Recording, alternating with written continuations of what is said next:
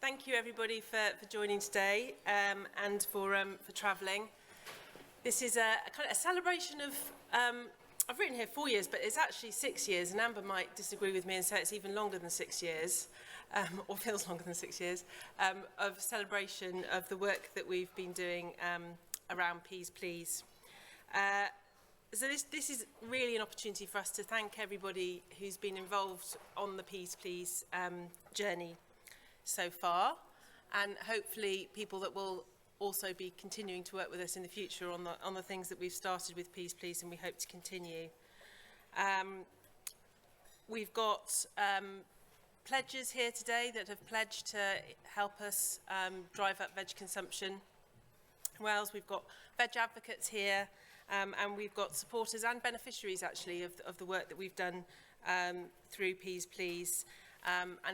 It's really great to welcome everybody today, especially kind of against the backdrop that we have of a really massively challenging operating situation that we're all working in.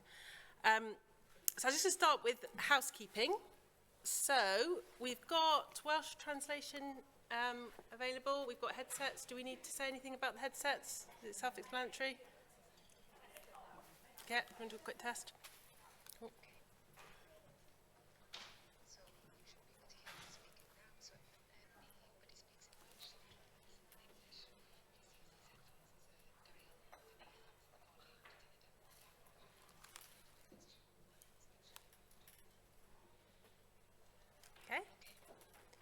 There will be quite a lot of transition between Welsh and English during the day, so we'll be keeping you on your toes.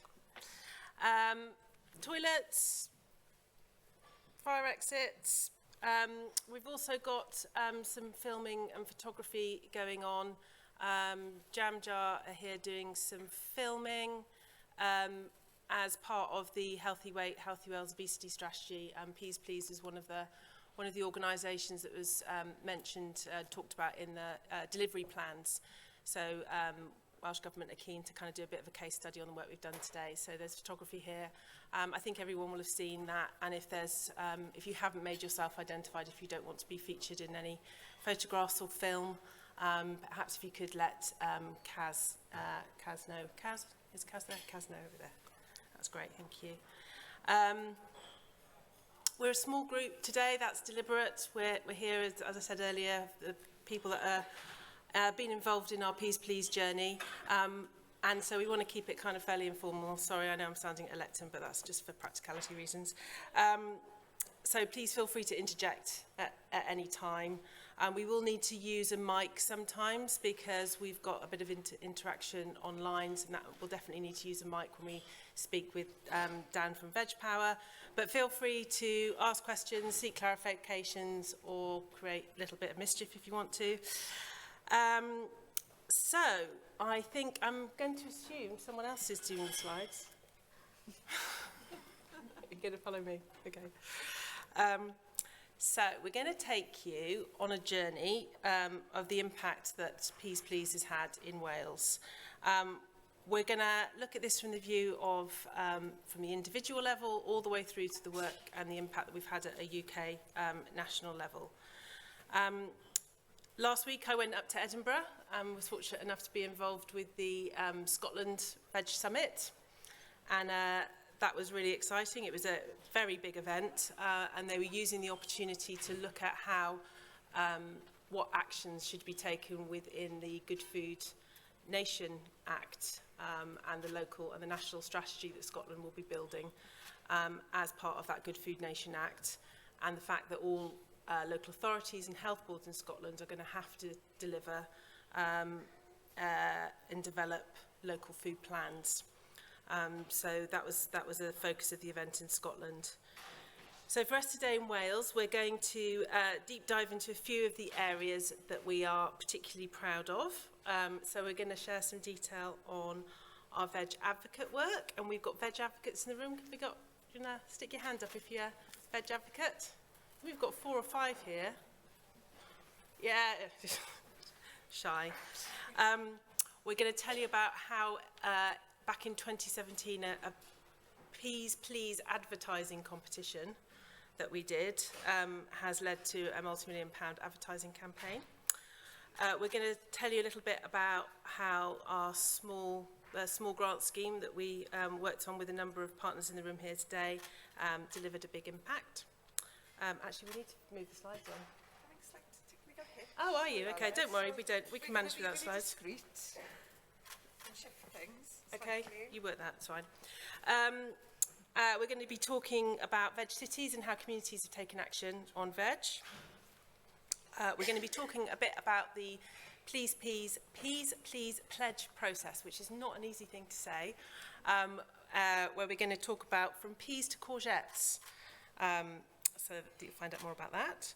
And then we're also going to ask you, this is a bit of an idea that I nicked from Scotland, we're going to ask you for your kind of reflections on if we have a community food strategy for Wales, which we're still anticipating we will have, then what actions on veg would we like to see in that community food strategy? So we'll have a short comfort break, which is really just for kind of stretching legs rather than a tea and coffee break. But because I know how difficult it will be to get everybody sat back down again. But we're going to do a Mentimeter then, just to ask you for your reflections on that. So that's the agenda. Right, so I'm going to take you back to 2017. What is Pys Plîs? So Pys Plîs launched back in 2017 with a very clear mission to make it easier for everybody to eat more veg. It's a food systems approach that is focused specifically on vegetables and aims to bring all of the actors across the food system together, from farmers and retailers to restaurant chains, caterers, manufacturers, all with this common goal of increasing the amount of veg that we're eating, with a particular focus on low-income groups and children. The question as to why we were doing this, well, it's very basically because nobody's eating enough and veg is good for us at a very simple level. And efforts that have been made previously haven't worked. So, for example, 5-a-day campaign didn't lead to an uptake in veg consumption or fruit consumption. It probably, I actually seen a decrease since that campaign was launched. And actually quite recent data that's just come from the School Food Health Research Network has surveyed children in the ages of year groups 3 to 6, so that's sort of 8 to 11-year-olds. And only 37% of them are eating one portion of veg a day. So that's 63% of children that aren't regularly eating any veg any day, which is really concerning. And that also tracks affluence as well. So what the survey described as a low family affluence, that percentage goes down to 31% of children only eating one portion of veg a day. So the Pys Plîs partnership, you can see, I won't go through all of the organisations there, but you can see the organisations that have been involved in the Pys Plîs work. There is a whole raft of other organisations that sit behind this as well that have informed and been part of our Pys Plîs journey. So in 2019, the partnership managed to secure funding for a 4-year programme of work from the loteri. And we set out with 3 ambitious goals. The first one was to see more veg eaten. We wanted to see more veg on offer in convenient and easy to eat ways. We wanted it to be more appealing and desirable, and we wanted low-income households to have greater purchasing power. So that was the first one. The second one, and looking back on these, they weren't ambitious at all, was to catalyse a permanent shift in the food system in favour of higher veg consumption, reflected in both business practices and in government policies.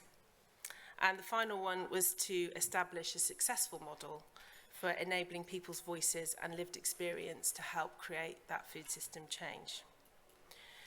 I've mentioned that those were probably challenging if everything was in our favour and we had a fair wind, but of course we started this work in 2019 and then we had 2020.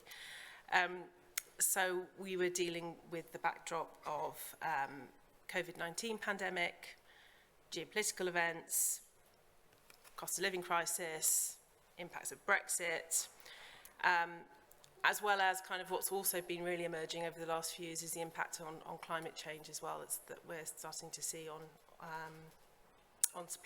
veg supply chains, both in internationally and in the UK as well, with what we saw with Scotland earlier in the month. So the question is, 4 years on, have we met our goals?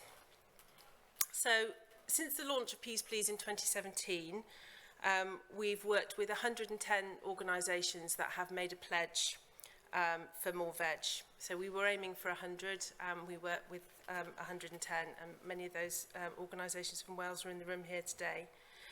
We've worked with 8 retailers across the UK that have added value to the Healthy Start scheme. So that's the voucher scheme to support low-income families with vouchers for fruit and veg and infant formula. And we're going to go on and do the big reveal. Isn't it a big reveal? I think, have we got a slide first? How many portions? Okay, oh yeah, okay. Hello. So I did this slide in I did this in Scotland, the big reveal. I said to everyone in the room, you can't put this on social media because there are other events that are happening across the UK nations, which are not happening until next week. And I won't say who it was, but at the moment I announced this, somebody from the Sustainable Food Places Network, who was in the room, tweeted out that we had achieved 1.1 billion additional portions of veg.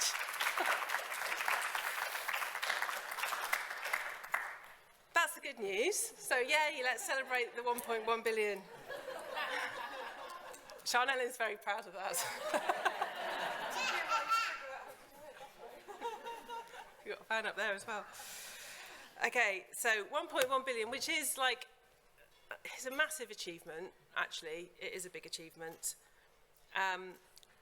A lot of those pledges have come from the retail sector, as you would probably imagine in normal times, but I don't know if everybody remembers the days of hospitality being nearly completely closed down. So we had challenges with those pledgers who had pledged through the catering system, and in fact one of those in Wales for us was Brains, who ceased to trade and sold. So they were one of our original pledges. So the pandemic did have a big impact, but 1.1 billion I think is still pretty impressive. In addition to that, we also ran a small grants programme across the UK and funded 54 local projects which were aimed at increasing veg consumption. So that involved 88 veg advocates and reached 2,700 people across the UK. We've had over 600,000 people being reached through the Veg Cities campaign. All of these things you'll hear a bit more about as we go through the afternoon. 36 million people have been reached every year by advertising since 2019 by Veg Power. And 1.5 million children have taken part in the Veg Power Schools programme. Now, this is the depressing bit. So, despite the progress that we've made across the UK with our Pys Plîs work, the veg that's fallen, veg purchasing has still fallen over the last 4 years. This is from Kantar data. So when you go out into the supermarket or into your retailer of choice, you should be putting about 20% of your food in your basket should be veg, and this is dropped from 7.2% in 2019 to 6.8% over the last 4 years. So we've still got an absolutely huge mountain to climb in terms of driving up veg consumption. But in Wales, we've had some really significant wins that kind of sit behind maybe some of these headlines, which we want to talk to you about today. You know, one example being the work that Food and Fun have done and through their pledge and have won one of the Pys Plîs awards to serve 2 portions of veg in all of the children's meals that are going into the meals during Food and Fun in the summer holidays. We also had a massive win with Cardiff and Vale Health Board, which you'll hear a bit more about later as well, in terms of recognising the importance of driving up veg consumption for staff and non-patient food. So we're going to have a bit of a deeper dive into a few of those other achievements now, and we're going to start with Veg Advocates. And Llynnos is going to come and tell us a bit about her journey with the Veg Advocates. So the idea with the Veg Advocate programme with Pys Plîs was we wanted to understand what citizens believed it would take to try and change the food system to get veg more easily available for people to eat. We worked with over 20 Veg Advocates in Wales. And they've been involved in a range of activities, which I'm hoping Llynnos will tell us about. And we've also had a Veg Advocate grant scheme in Wales. So we had 12 advocates ran 11 activities, reaching 384 people in Wales. All sorts of things, including cooking, educational activities, growing. And 2 Veg Advocates have been absolutely instrumental in documenting this work, so very grateful to them for that. So I'm going to hand you over to Llynnos, who is Development Officer with Cynhadledd, which is a Welsh language initiative in Yr Egin, and in her role she helped start a garden project in the Llandyssil area. But I believe you're just about to switch to move on as business skills training advisor with Dysgu Bro, as a Dysgu Bro community learning, in Yr Egin. So, hand over to you. Diolch yn fawr.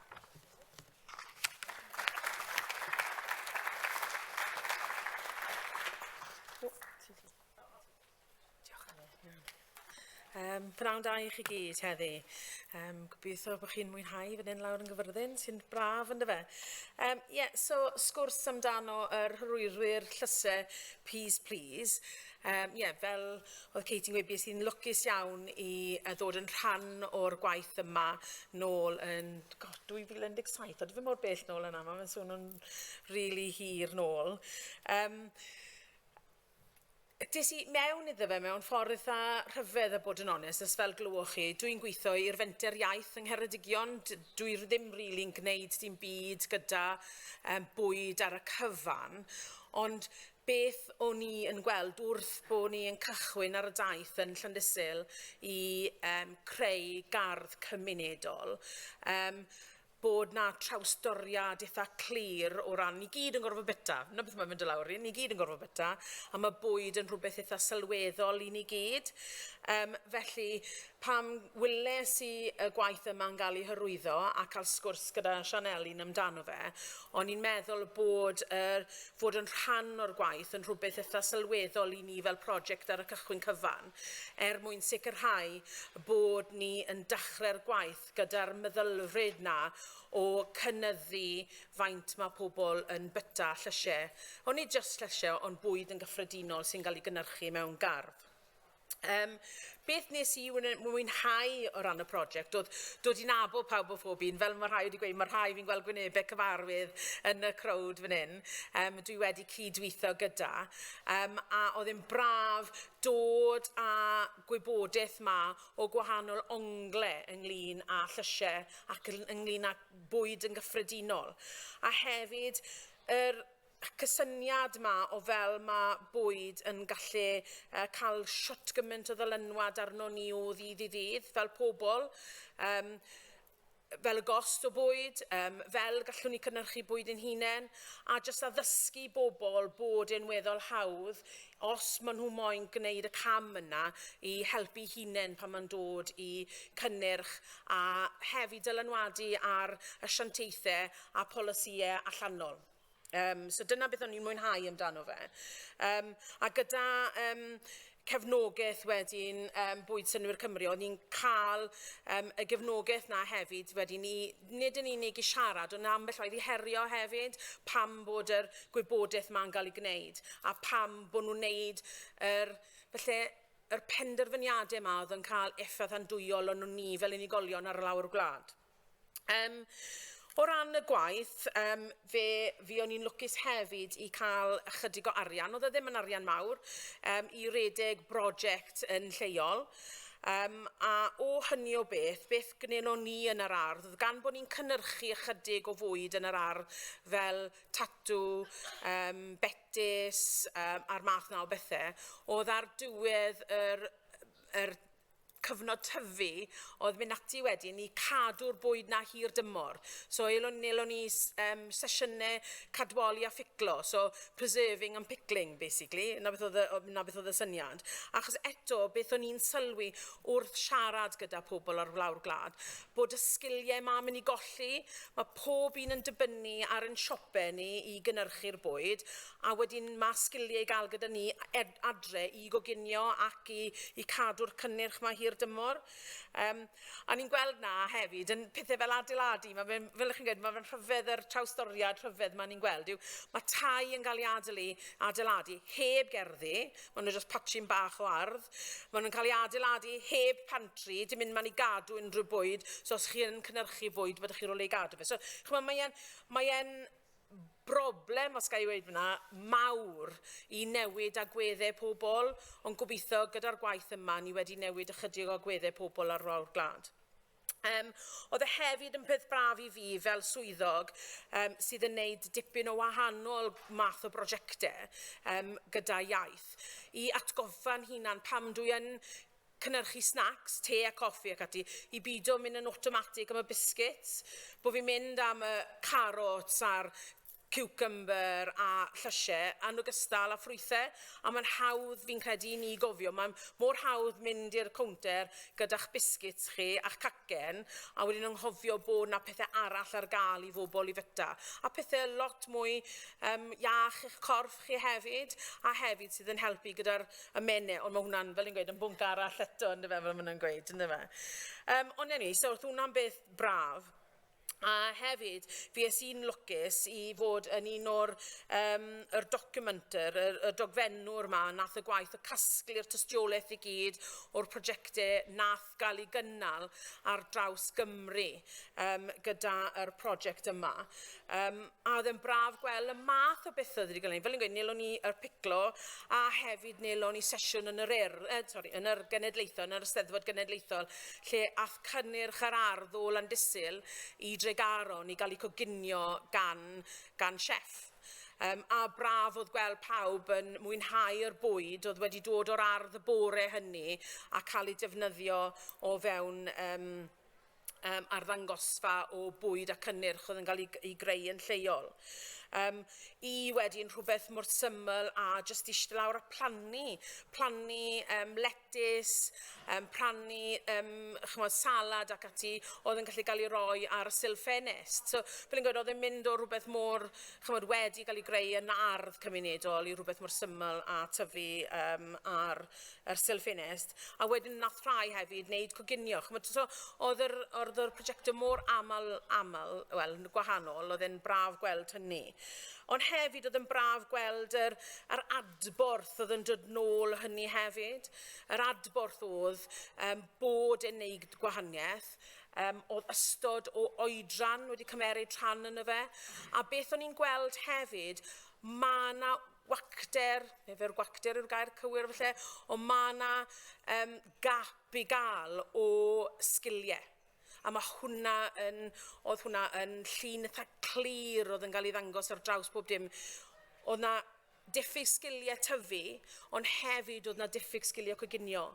A hwnna dwi'n meddwl oedd yn beth oedd y prosiectau yma gyd yn, sy'n ni'n gweud yn taclo, ond yn sicr yn codi'r cwestiwn pam bod hynny'n digwydd.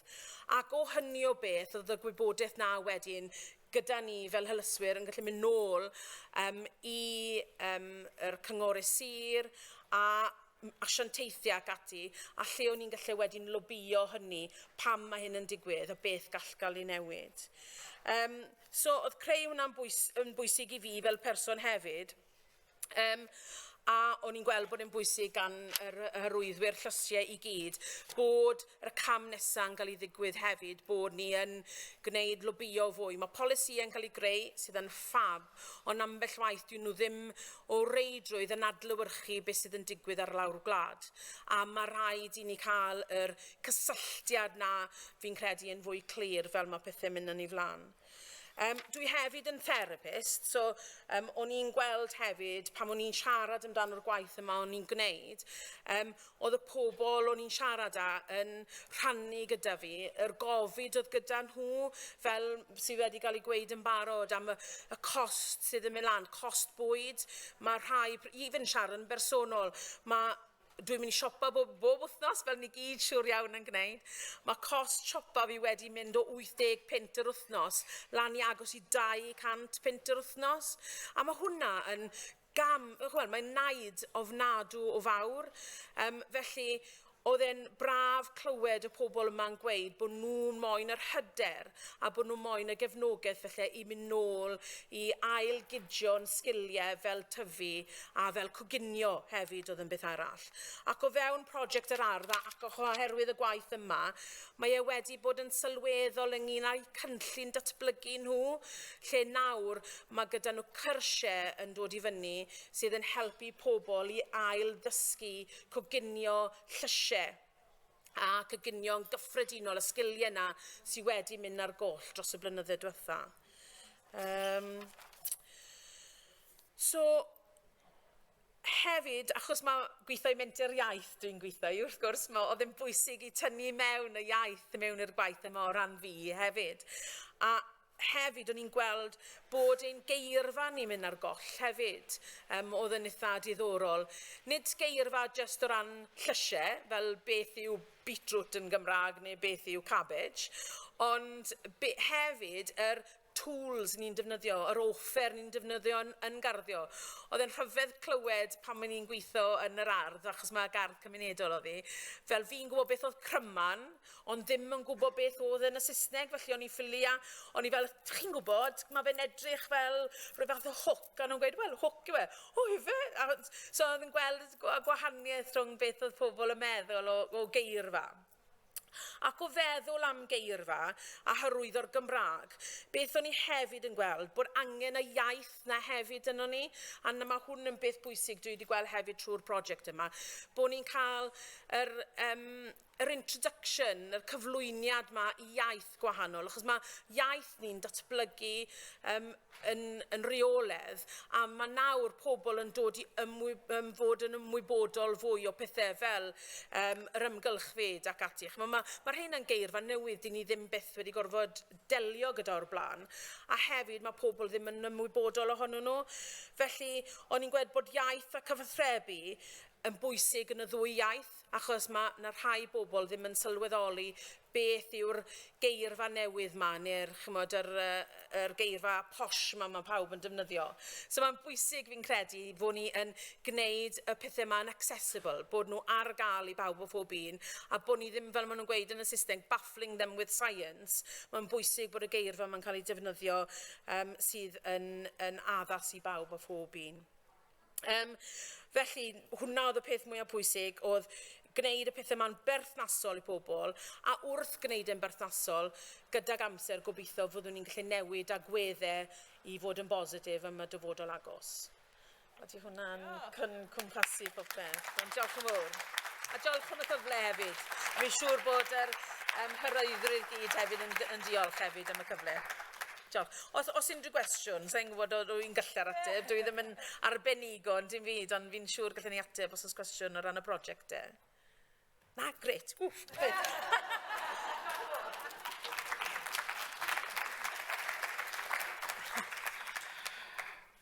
We can always hijack you for questions later as well, so you don't think you've escaped. That was amazing, and the language stuff has sort of blown my mind. I'm just sort of taking all of that in. It's really, really interesting. Thank you. Right, we're going to move on with some more tech challenges, I think. Have we got Dan waiting? In the wings. In the wings. Do I? Okay. So we're going to tell you, or Dan Parker, who's Chief Executive of Veg Power, who should suddenly miraculously appear on the screen, is going to tell you. Can you hear me, Dan? Yes, I can. Can you hear me? Fantastic. Welcome. Yes. Can you? I'm guessing you can't see anything, can you, or can you? Yeah, I can see the room. Oh, Looks great. Okay, you brilliant. told me it was bring a kid. I would have bought one too. Fantastic. I was just introducing you, but do you know what? Introduce yourself and Hello, can you see me? Yep. All brilliant. Oh, hi, I'm Dan Parker from Veg Power. Shall I crack on, Katie? Yep, you go for it. I'm going to do a screen share. Let's see if technology stays with us. Hold on a second. Right, can you now see a boy sucking some peas? I'm going to take that as a yes. Let's hope so. Okay, I'm going to give you a little bit of the story of Veg Power. We're kind of like the prodigal child of Pys Plîs. And I know Katie earlier mentioned that, you know, who'd have thought when we started Pys Plîs that it would spawn this huge, great advertising campaign. I want to share a little of that story with you. So it all kind of started back in 2017, 24th of October, to be precise, 2017. There was the Veg Summit in London. And it was a bright idea of let's have a poster competition. And it brought together a group of people, including Hugh Fernie-Whittingstall and Sir John Hegarty, who's a sort of well-known advertising guy.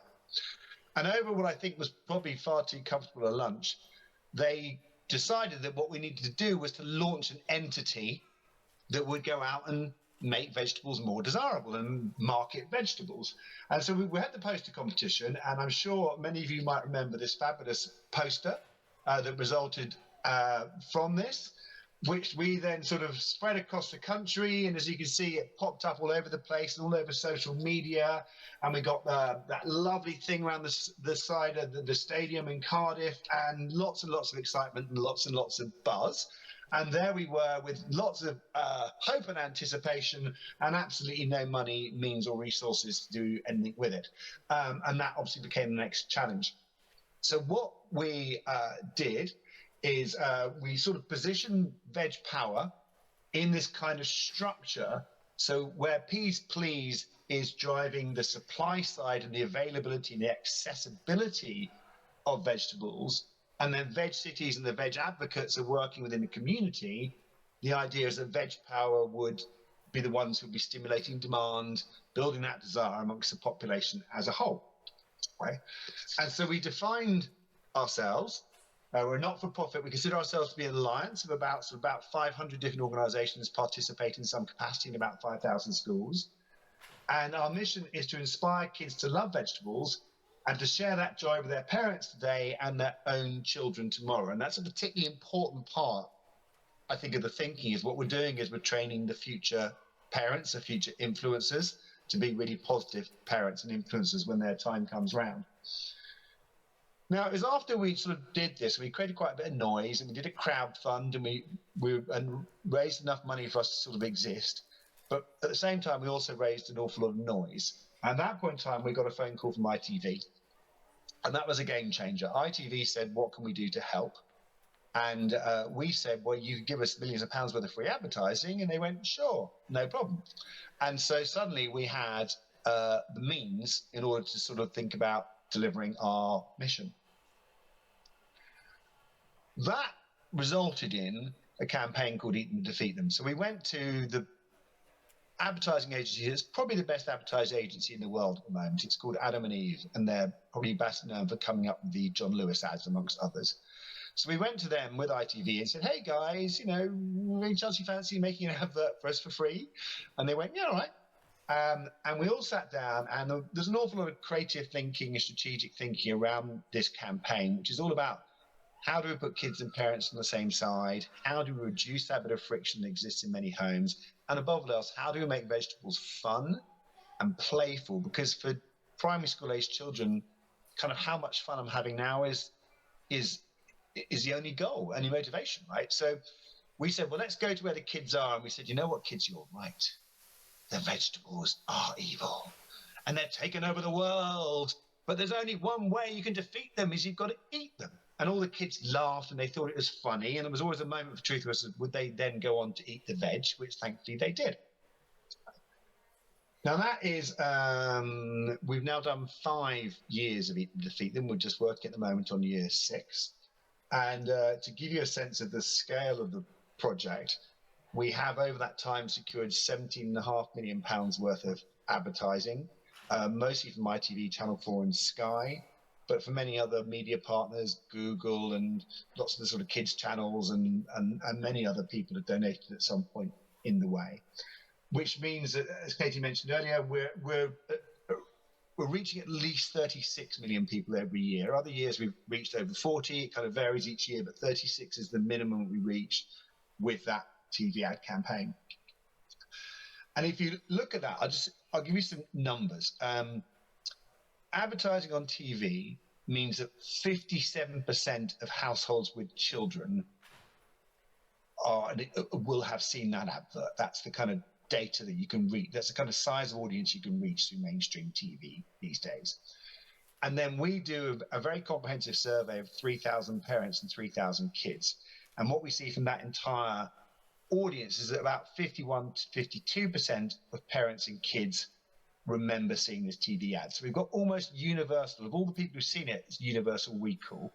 But if you think in terms of the fact that Eat Them, Defeat Them reaches half of the population, that's a good way to think of it. Now, of that half the population, what our data shows us is that about 45% of kids, of that 45% of that 50%, so let's call it around a quarter of all children in the UK, what they're doing is they're talking about the campaign, they're saying it's got them eating more vegetables, they're repeating back the Eat Them, Defeat Them line.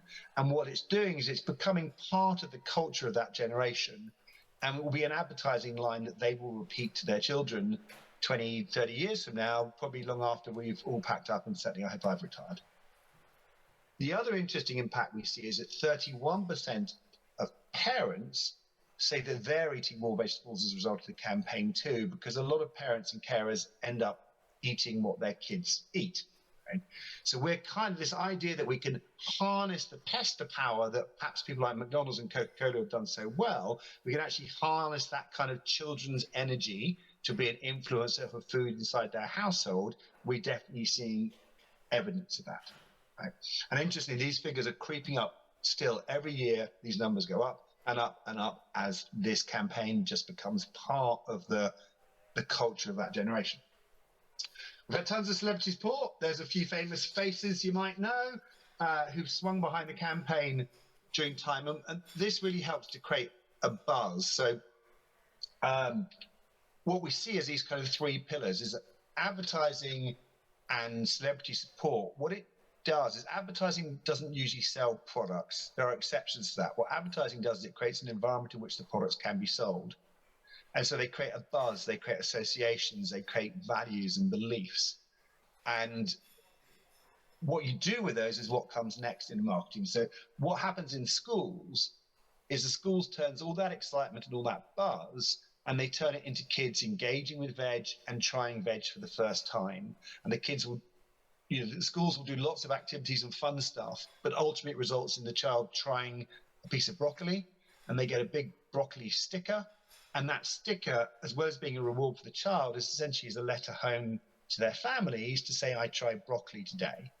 And then we give the families reward charts and sticker packs that help them to repeat, reward, and normalize that behavior. So you think of sort of advertising builds the excitement, schools create the first experience, but habits form at home. And that's kind of those three pieces working together as being key. So far, 4,884 schools have taken part at some point. 1.5 million children have taken part at some point. Some of them have done it once, some of them have done it 5 times. Very many have done it 5 times now. And in Wales, we have very generously been supported by Welsh Government to varying degrees each year, depending on the budgets of Welsh Government. I'm sure you guys know the subject of Welsh Government budgets better than I do.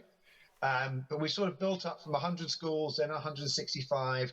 And then in 2022, Welsh Government helped us to make it available to every single primary school in Wales. And we had a few opt out, but it went to all of them.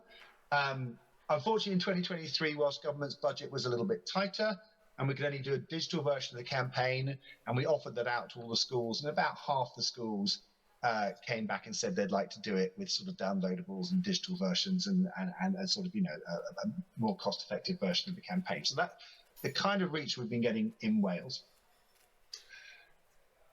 This, to give you a sense of the impact, so this is 2023 evaluation looking across the whole of the United Kingdom.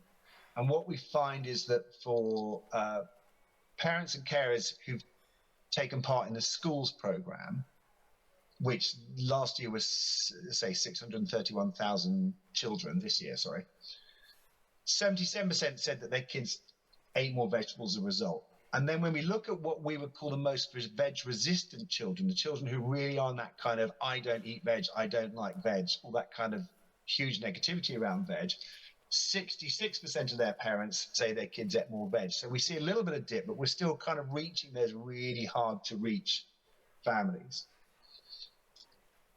Perhaps the thing that's most interesting is that we, in our 5-year evaluation, we went to families who've taken part this year and at least twice before and asked them about the impact they were seeing from the programme.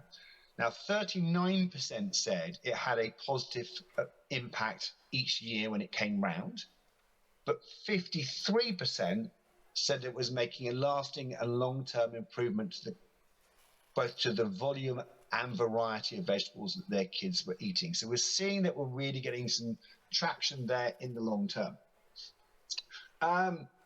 We have translated all the stuff we've been doing in Wales, so it's all been running both in Welsh and English. I'm sorry that I do not have the ability to run in both Welsh and English, but I understand there's somebody covering that. But we have translated everything we've done, and one of the other goals we've had is we've tried to increase use of Welsh language through the campaign, and we measured that. We kind of had a first go in 2020, and we asked people whether their child learnt some new Welsh words. We got a pretty poor result, 16%, not great, but actually we learned a huge amount from that first attempt. And then we changed that in 2021, and in 2022, we see that we're having some good impact. Unfortunately, there was very limited budget for evaluation for 2023, so we don't have a figure for 2023, but we certainly feel like we've found a path to helping to increase use of the Welsh language at the same time. Right. The campaign's won tons and tons and tons and tons of awards. I just want to mention one. So the IPA Effectiveness Awards is probably the most prestigious award in advertising, and it is very much based on a very detailed assessment of your impact evaluation and econometric analysis and all your qual and all your quant. And it's a tough gig to get through. And then they award bronze, silver, or golds, and golds are generally sort of the domain of the biggest brands you've heard of. Well, this campaign last year won 2 gold awards as an outstanding piece of advertising and a special award for impact on behaviour change. So it's been very recognised, and we're very, very proud of that. I want to share just a couple of other bits of insight from our evaluation. There is tons and tons of insights, and I didn't want to kind of overwhelm you with too many boring graphs, but I think there's a couple here that give some windows of places we might go. So what this question in our evaluation looked at is asking parents and carers what they have tried or would try in terms of different things that they can do within their homes to increase veg consumption, such as cooking together or being a better role model or using veg as snacks. And you can see if the dark green is the have tried and the light green is the would try. And what's quite interesting for us is that there is really this kind of difference between the two is the potential opportunity for growth. So we could quite notably see that there is a much greater willingness to try getting good advice or growing projects than people are actually doing. So I think there's a demand there for those kinds of interventions. But there's also, there is capacity for all these kinds of interventions. But as you'll see, supporting parents with really good advice and engaging kids in growing, we think are really good opportunities where there is a lot of potential that's currently untapped. The second bit of insight I wanted to share to you, which came as an interesting shock to us, is we've done quite an assessment of what we call a parenting approach. And the most important differential here is what we would call authoritative parents. So I'm talking about authoritative rather than authoritarian. So we're talking about positive parenting, good role modeling, really engaging with your kids and food and all the other great things we hope people will do. And you can put that in contrast to the laissez-faire parents who are a bit sort of, sometimes I serve veg, and if they eat it, I don't really bother type thing. What we see across all of these measures, which we would consider to be really kind of core foundation measures of values, is this massive contrast between the authoritative and the laissez-faire. So if I take this top one, we can just explain the graph. 77% of the children of authoritative parents say they like vegetables, which drops down to 44% for parents who are more laissez-faire. What's really, really interesting about this particular graph is that it runs completely across all income brackets. So we see pretty much no differentiator, that generally speaking, the authoritative parents versus the laissez-faire parents are seeing twice the level of engagement with vegetables across these different metrics, regardless of income bracket. And that's a really big and profound difference than we would normally see in most kinds of evaluation. And we've just done this for the first time, but I think I'm going to open it up a lot more in future research. But I think it just really emphasizes that point that the single biggest influence on children's diet is their home. And if we want to improve children's diets, we have to improve families' diets. Okay, there's lots more data, lots more evaluation. If you go to this page on our website, the Insight page, there is a 5-year evaluation of Eat Them, Defeat Them. There's a whole report about the importance of role modelling and what our research so far has revealed about that. And it's certainly an area that we'll be researching much more. Right, I'm not so sure how I'm doing for time. Katie, can you give me an indicator of how much time I have? How much time do you need? Well, I've got another second. We're behind time, but that's always inevitable. Right, I'll try and be quite quick on the next bit then. Okay, so what became very clear to us is, as much as we've been very good at talking to kids, we're talking to lots of kids, they're super excited, they're eating more veg, and that's great. But we also need to talk to parents. And the thing we really learned from parents is the message that comes across is about convenience, ease, risk, those kind of words that, it's Tuesday night, I've got an hour and a half to do 15 different things. I don't have much time, much energy. I can't risk waste. I don't want friction. I don't want to have to carry heavy bags up 12 flights of stairs. All the kind of things we hear from parents on a regular basis, that actually what we have to do is to make it really as easy as possible and convenient as possible. And to support them doing that, we launched a project called Simply Veg.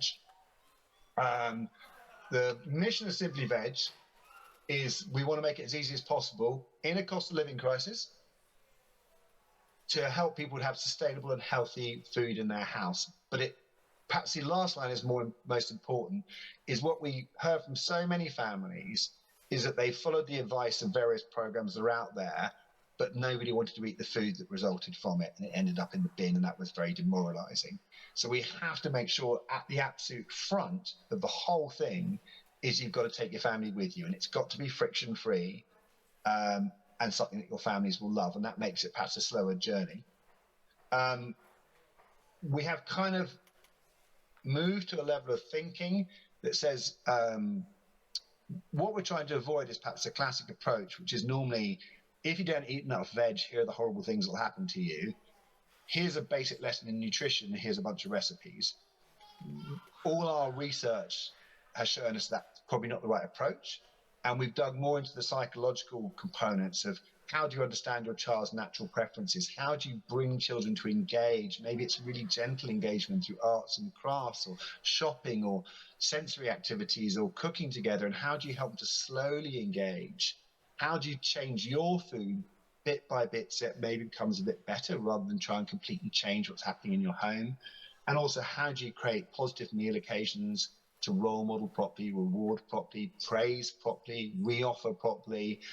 And we realize that what we're dealing with here is a lot of the kind of emotional, psychological and cultural dynamics that exist in homes and how we can best support people in that.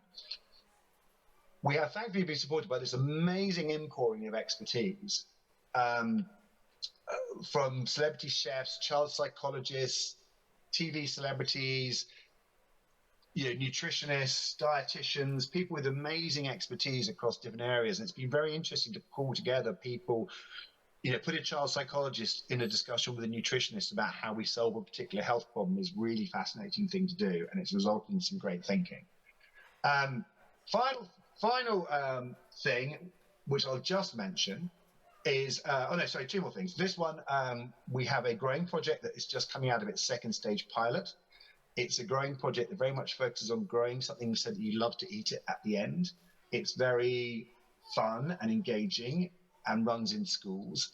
And that's been, I say, we've just finished the second stage pilot and we know it's good. We've just got to think about how we make it big. And then finally, I don't have a slide on the final thing. I'll talk about it verbally.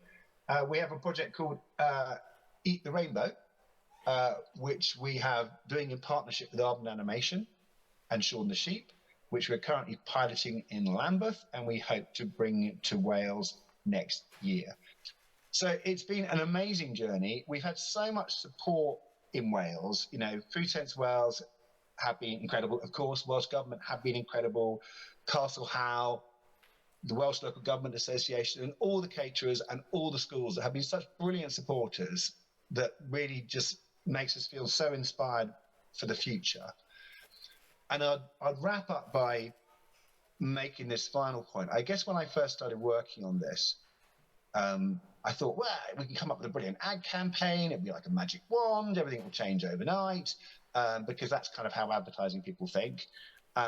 I soon then realized actually what we probably need to do is to take kids from about the age of 5 and hopefully by the age of 15, they'll have really good values. So this was a 10-year mission.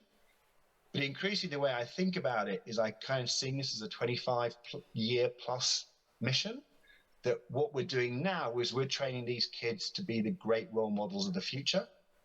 And when those kids are getting their kids eating loads of veg, then I think we're going to have achieved something. But I do think that's going to be, we are still towards the beginning of a very long journey ahead of us. Okay, that's it. Is there any questions? Thanks, Dan. That was brilliant. Brought back a few memories as well.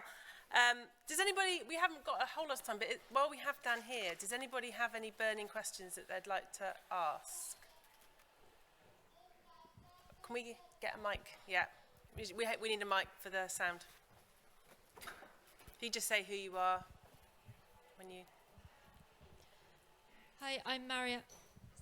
Yeah, that's working. Yeah, okay, sorry, I'm Marianne and I coordinate the food partnership in Monmouthshire.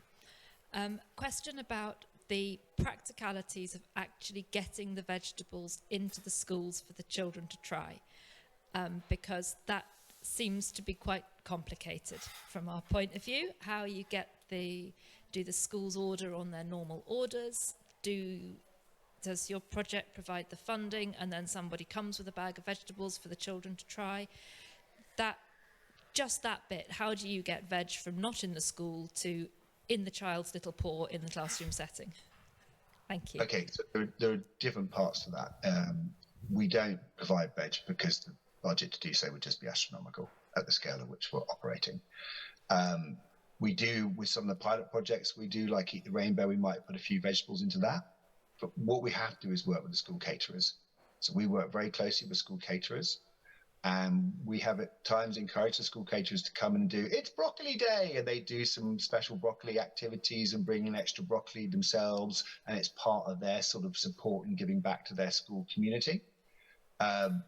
Where we're at the moment is that the finances of the world of school catering are so tight that they just really can't afford to be buying extra ingredients. So we are creating our programs at the moment to fit around what they're currently doing. So what are you serving? What meals are you doing? What vegetables are you doing? Let's create programs around that so that you don't have to buy new ingredient because the money just isn't there, unfortunately, to buy additional vegetables. I do wish there were, but that challenge continues. Thanks. We can probably pick up a bit on that when we speak with Ed later in the session later. Thank you, Dan. Are you sticking with us? No, unfortunately, we are in the middle of fundraising season, coming up to deadlines. The reason I'm not with you in person is I have to get back on the phones and try and persuade people to part with their money, particularly supermarkets, in order to keep this campaign going. But that's just what this time of year looks like. So, well, thank you very much. With you guys. Thank you, Dan. Really appreciate your time. My pleasure. Have a fun day. Cheers. Thanks very much. Bye. Thank you.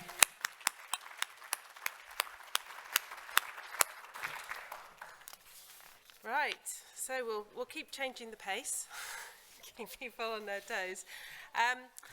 And I've lost my place. I can't find where I am, but I know we're going on to Veg Cities. So I'll ask Pearl and her Veg Cities panel to make their way to the stage while I just give you a little bit of an introduction. So just to explain a little bit about the Veg Cities campaign, this campaign was actually developed by Food Cardiff in conjunction with Sustain and the Sustainable Food Places Network as a way of really trying to do what we were doing at a national UK level with Pys Plîs at a place-based level. And so we developed a bit of a kind of a pilot concept in Cardiff, and then we actually worked with Sustainable Food Places to roll that out as a campaign within the UK Sustainable Food Places Network. So there was some funding available for other places to take a similar approach. So Pearl, what do you need? Do you need some power? Little setup here. If we talk loudly, can everyone hear us? There are mics on the way. There are mics. Oh, you got mics. Okay. And I also need to plug my laptop in. Well, let me do that for you. That's not going to go anywhere, Pearl. Oh yeah, there's one there. Pearl, do you want the clicker or do you want me to click? If you can click, because the rest of it should go automatically. I hope you've noticed how we've really tried not to use any paper, and we're instead relying on having to plug our laptops in on a regular basis. So I'll let you introduce Pearl. I'll hand over. Thanks, and thanks everyone. It's an absolute pleasure to be here today and see you all. I'm going to leave my panel hanging for a minute while I introduce everything and do a bit of a talk, and then I'll introduce the wonderful panel in a minute. But I'd say it's a pleasure to be here today, celebrate all the achievements of Pys Plîs, and it's already making me optimistic for the future of veg in Wales. I think these sorts of events are always really helpful to energise and remind us why we're doing what we're doing. And I think it's really an inspiring story of transformation and growth that we've had in Cardiff with the Veg Cities campaign. It's really taken root into the city and blossomed into something just really remarkable. It's a story of collaboration, of community, of getting together and having a shared vision for a healthier, more sustainable city. So Katie's done the introduction of how the Veg Cities campaign was developed as a place-based offshoot, really, of Pys Plîs, led by Sustain, supporting food partnerships to take local action to grow, cook, sell, serve and save more vegetables. And the results really are astonishing. It might be a small part of the 1.1 billion, but we're really proud and chuffed that the Veg Cities campaign in Cardiff has led to hundreds of thousands of portions more veg being sold in the city, and the sort of thing that if that was happening everywhere, we would see an amazing increase. And it's really been a relentless effort of local growers, community groups, businesses, public bodies and citizens to create this vegetable revolution. So we've got a really short video which illustrates this. I know some of you will have seen it before because I've used it quite a lot, but it always makes me smile. I've warned Lauren that you're on it. I haven't warned Ed that you'll see yourself on it in a minute. So if we can press play. Food Cardiff connects people and projects to promote healthy, sustainable and ethical food across the city. Being a Veg City is one campaign that supports Food Cardiff's 5 good food goals, and 42 pledges have been made to grow, sell, cook, serve and save more vegetables in Cardiff.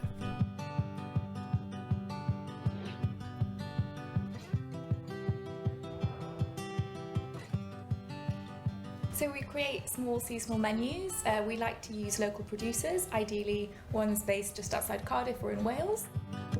We don't think that good food should just be something that privileged people can enjoy. It should be, everyone deserves to have access to good, nutritious food.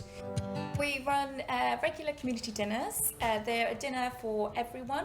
They provide an evening for connection, for healthy food. People might learn about different cuisines they've not eaten before.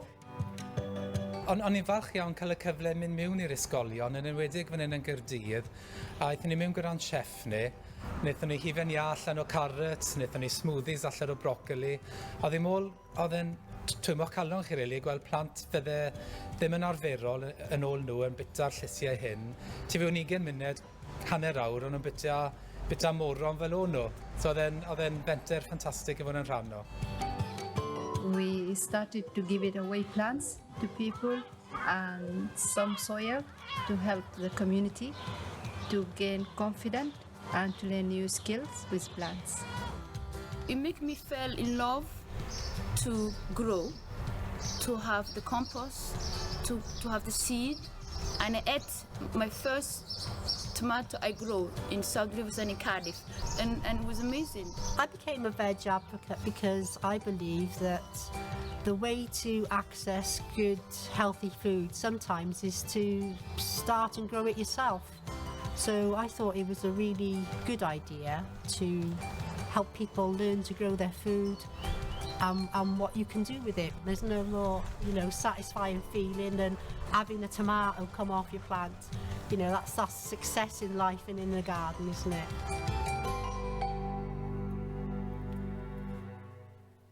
So that was just a little flavour of some of the things that have been happening. It's a few years old now, so I'm not sure how long I'll be able to use it for going forward. So I want to take the opportunity while I can. So as you've seen in the video, the Cardiff Veg Cities campaign really didn't just focus on one aspect of the food system. It really tried to tackle every stage comprehensively. So we had big pledges from Cardiff Council, from Cardiff and Vale Health Board that you'll hear about in a bit. As you saw in the video, members of the partnership really galvanised during lockdown, really stepped in to help people grow their own food. So I think over 20,000 plug plants and seed packs were given out by groups across the city to help people grow at home in small spaces, windowsills, balconies, but also then in larger plots like community gardens and small agricultural sites to supply local veg into things like food pantries. We've got a really thriving Edible Cardiff network now, which is really creating this veg growing mission across the city. And more recently, one of the things I'm really excited about is our work with the Bridging the Gap programme.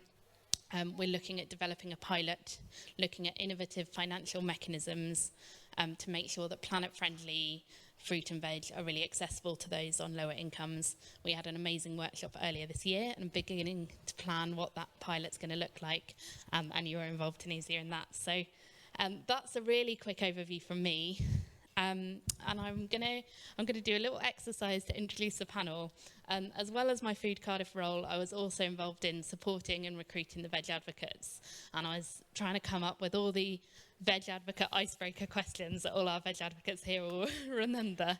And I was trying to think what my favourite veg icebreaker question is. So if you could introduce yourself and kind of what you do, and a vegetable that you used to hate that now you like. And I can go first with mine because I couldn't stand tomatoes growing up, and I know technically it's fruit, but hey-ho. And now I love them, but it's only the last 3 or 4 years that I realised tomatoes can be good. So I'll hand over Helen first, and then if you can go across the panel. Yes, certainly. You can hear me okay. So I'm Helen Griffith, and I work for the Cardiff and Vale University Health Board, based in the public health team. And I would probably say a courgette. Not necessarily didn't like it, but wasn't exposed to it, I suppose, when I was younger, as the usual veg that you grew up with. So, but now my freezer's full of thousands of courgettes from my auntie's allotment. So yeah, I can't get enough now. I think this is... Yeah, they'll control it in the back, so they'll make it louder if you need. Yeah, my name's Poppy, and I'm involved in a community growing project in Cardiff, Global Gardens. Also involved in a growing project just outside of Cardiff too. Ooh, that's a hard one. I can't remember having real distinct hatred of vegetables. But cabbage, I don't think I was ever really into cabbage, but right now I'm doing quite a lot with cabbage. Fermenting it, making kimchi, and just exploring new ways of cooking with cabbage. So yeah, gonna go for cabbage. Hi everyone, I'm Tunisia, and we run an organic skincare company, and we're about to go into veg. But I'd say love-hate, because I used to love aubergines and then I became really allergic to it, and then I found out about a year ago I can eat them again. So, life changes. Amazing news, that is great. Thank you for indulging me in that. So to start with, I'll pass to you, Helen, because Cardiff and Vale University Health Board was one of our really original pledges. I think you actually joined through the main Pys Plîs programme. Can you tell us a bit about what the pledge was and the difference it's made over the past few years? Yeah, so it's part of a wider piece of work we're doing in Cardiff and Vale to implement a set of food standards across the health board to make the healthy choice the easy choice, and making sure we have at least 75% healthy options on site. So we took on the pledge, which was really a turning point for us, because up until that point it was very much focusing around removing the unhealthy options, and I think this was good for us to think about how we increase the healthier choice, increase the healthier options and focus on veg. So the Health Board pledged to increase the veg in all their freshly made products and their recipes. So that involved us working with the chefs and the catering staff to make sure there were more veg in the recipes they were making, in the sauces, wherever we could increase that uptake. They've also provided a lot more option within the freshly made options, so things like their sandwiches and wraps. You know, you don't just get your chicken roll now, you get your chicken roll with mixed peppers or your spiralised courgette. So we've made it a lot more interesting for people to trial things that they wouldn't necessarily be exposed to on a daily basis. We have seasonal options where there's a daily vegetable soup option, or through the summer then with the salad option. So there's a lot of things going on in terms of making sure the uptake is there and that the actual produce is there within the recipes and the products. In addition to that, we recruited a company to provide a fruit and veg stall at our largest site, which has been really, really useful for us. And they work on a very, they've got very sustainable principles as well, so they don't have plastic waste, which is great for us. And as you go to the entrance of the largest sites, you can see this lovely fruit and veg stall as well. And more recently, we're looking at how we can offer veg boxes and stew packs and make things more convenient, and increase the uptake there as well. And we've been working with staff as well, so their role's been fundamental in making sure that they offer the healthier options, encourage people to have the veg portions instead of the chips first and so on, and thinking about that colour and that rainbow of colour, if you like, so that the options are there. We've also offered staff training, so several of our catering staff have done nutrition skills for life training. Some of them have done the level 2, so that they can then go on to cascade the level 1 to more of the catering team, so that they understand a little bit more around obviously the Eat Well Guide and the importance of veg, but also their role in nudging the customer to make that healthier choice.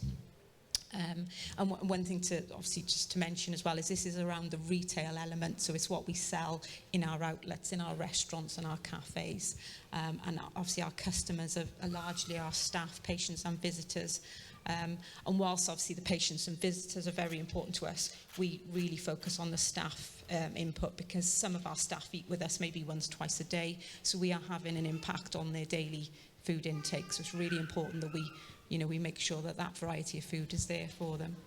Yeah, how many staff are at the health board? We've got over 16,000 staff now across all of our outlets, and it's obviously some of our sites are very busy. But we've seen a fundamental difference in what you get when you go onto the site. So a few years ago you would have gone in and it's very bland and beige. Now you go in and it's very colourful. So we are seeing the impact. And in terms of our veg sales, we were reporting figures around the 60,000 mark in the initial years. Our latest report was over 220,000 portions. So we're seeing a huge difference. And obviously we've increased the number of outlets, so the availability is huge now across the sites. That's amazing work, and you were recognised in the Pys Plîs Awards, weren't you, the team as a pledger? Did that make quite a big difference to the staff who were sort of involved on the ground delivering it? It does. It definitely raises the enthusiasm. Like I mentioned, I think having the campaign to work towards and knowing we're monitoring it and we're going to be doing a report every year is made the pledge part of our priority work. And then we obviously congratulate the staff and go back and feedback on how their little input and their daily frontline work has that impact on what we're doing. So yeah, definitely. Yeah, amazing work. Thank you. Thanks. Poppy, you're one of our 100+ veg advocates from across the UK, and you were already a Veg Cities pledger when you signed up as a veg advocate as well. I remember when I started the job as Food Cardiff coordinator, one of the first things I did was come to a Global Gardens community supper, and it was amazing. I remember making wild garlic pesto and nettle soup, and it's a lovely bunch. So could you talk a bit more about some of the activities you've been running at Global Gardens to really celebrate veg? Sure. God, yeah, that brings back memories.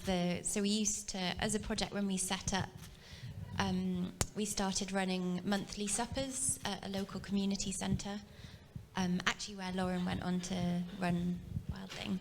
So that was really about celebrating cooking and vegetables, but also kind of creating a space for intercultural communication and understanding and dialogue. So we worked with sanctuary seekers as well as students, just any people living in the local area, and invited people if they wanted to cook or share a recipe. But also as a project, we really wanted to make more of a connection with where the food was growing, and actually to be growing more of the ingredients for the cooking. So over time, we moved more towards preparing food and sharing food on the garden site. So now we have like a small classroom and outdoor kitchen area where we have a cob oven, and yeah, in the last few years we've run a couple of activities for local families. That was very much connected with the Veg Advocate programme, where we ran a series called Veggie Tales. So it's like a summer cooking programme for local families to each week we focused on a different veg and then kind of cooked something with it. So like broad bean hummus or tomato bruschetta, that kind of thing. And the most recent activity last year was the Festival of Pulses, which emerged from the Festival of Peas, but then we thought, why stop at peas? Let's celebrate pulses in general. So that was really great to work with some different local chefs who kind of came up with delicious recipes for using pulses, incorporating pulses, but also just raising awareness of how the health benefits of eating more pulses and the benefits for the planet as well. So yeah, that was really thanks to support from the both the My Food Community programme, but also as a Veg Advocate, that there was small bits of funding that we could kind of use to support cookery workshops. And yeah, currently we're a bit I'm surprised to hear the news about the Cardiff Council Veg Pledge, because we are encountering some difficulties around cooking food on an allotment site through the council, and the council's understanding of what a community allotment involves, which may stop at food growing. But we really strongly believe that it's important, especially for those who maybe don't have food growing experience, to make that connection between growing food and cooking food and tasting it. So that's our future work, I guess.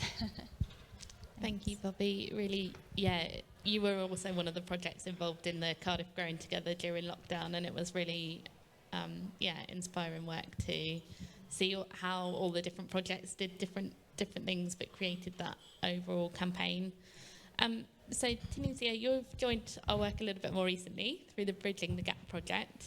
And my question for you is, could you tell us a bit more about the mission that you're on, and particularly why it's important for growers from outside of the city and maybe in more rural areas to be connected to an urban veg cities campaign? A big question for you. So, so basically, I moved to England from Guyana in South America many, many years ago now. And it took me years to realize that the way my stomach was feeling, my skin was reacting, and my hair was dropping out was because there was such a big shift in climate and food and the difference in the food that I was eating here. And once I realized that, because my skin was suffering the most, I decided, hey, let's make organic skincare. That makes sense. And at the time, my husband and I, we were growing food in 2 allotments in London, not having an idea of, oh, maybe you can actually grow food on a bigger scale. Maybe you can just move out of England and move to Wales, which we did last year.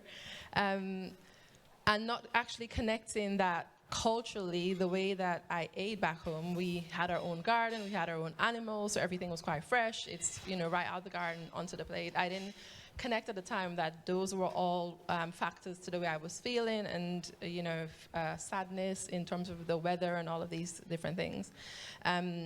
And I didn't understand at the time, actually, that loads of other people from the global majority were feeling that way because no one really talks about it. And we had this idea of moving from skincare into growing food and growing ingredients to our products. So we started growing calendula last year. It was our first year growing in Wales, and it did really well. So we've got like lip balms and bath salts all made from calendula. And then we realized, wait, food grows so much better here because, it's always raining, which a lot of people complain about, but it means it's always green, right? And we'd never seen like mustard greens and pak choi and all these things grow so beautifully, so easily. And many people might not agree, but I was like, this is amazing, because in London, the droughts were crazy. The soil was just dirt. There was no nutrients in it. So it's work to get things to grow, but it's not as much work from what we've experienced. And then after doing the Bridging the Gap event in Cardiff, we realized loads of people are after the same thing. They want access to good organic food. They want to feel better. Loads of people in my family and my husband's family and our friends' family are, they've got diabetes, hypertension, or grandparents have all died from heart attacks or different heart complications, because we haven't connected also that actually back home we ate a lot more vegetables, smaller amounts of meat, not as much carbs, whereas as we assimilate, we're eating like I eat so much potatoes all the time, but it tastes so good, but I'm not supposed to because it's not good for me, and I can end up with diabetes and all these different things, right? And I'm at a very interesting intersection, because my mom's South Asian, she's Indian, my dad's African, and I grew up in the Caribbean. So when you look at the markers of diabetes and heart disease, I'm like, oh my God, I'm like right at the top there. And just talking to everyone and talking to the farmers and everything, it's been inspiring, but it's meant that, wow, there's so many people here who want to eat food that they're familiar with. But what that means is when people from the Caribbean or India or Africa, when they go to the smaller supermarkets, because the food is familiar, what we're doing is we're buying a lot of imported food, right? Food that's been sitting, on a boat for 2 weeks, and then it gets to the supermarket, and then by the time you buy it, it doesn't have much nutrients for you. So we think, okay, we'll buy this because it's familiar and it's good for us, when actually it's making us sicker. It's not actually making us any better. And a lot of these things grow here easily. Amaranth grow here, it's amaranth in some countries, it's callaloo in other countries, but it's the same thing, we all eat it.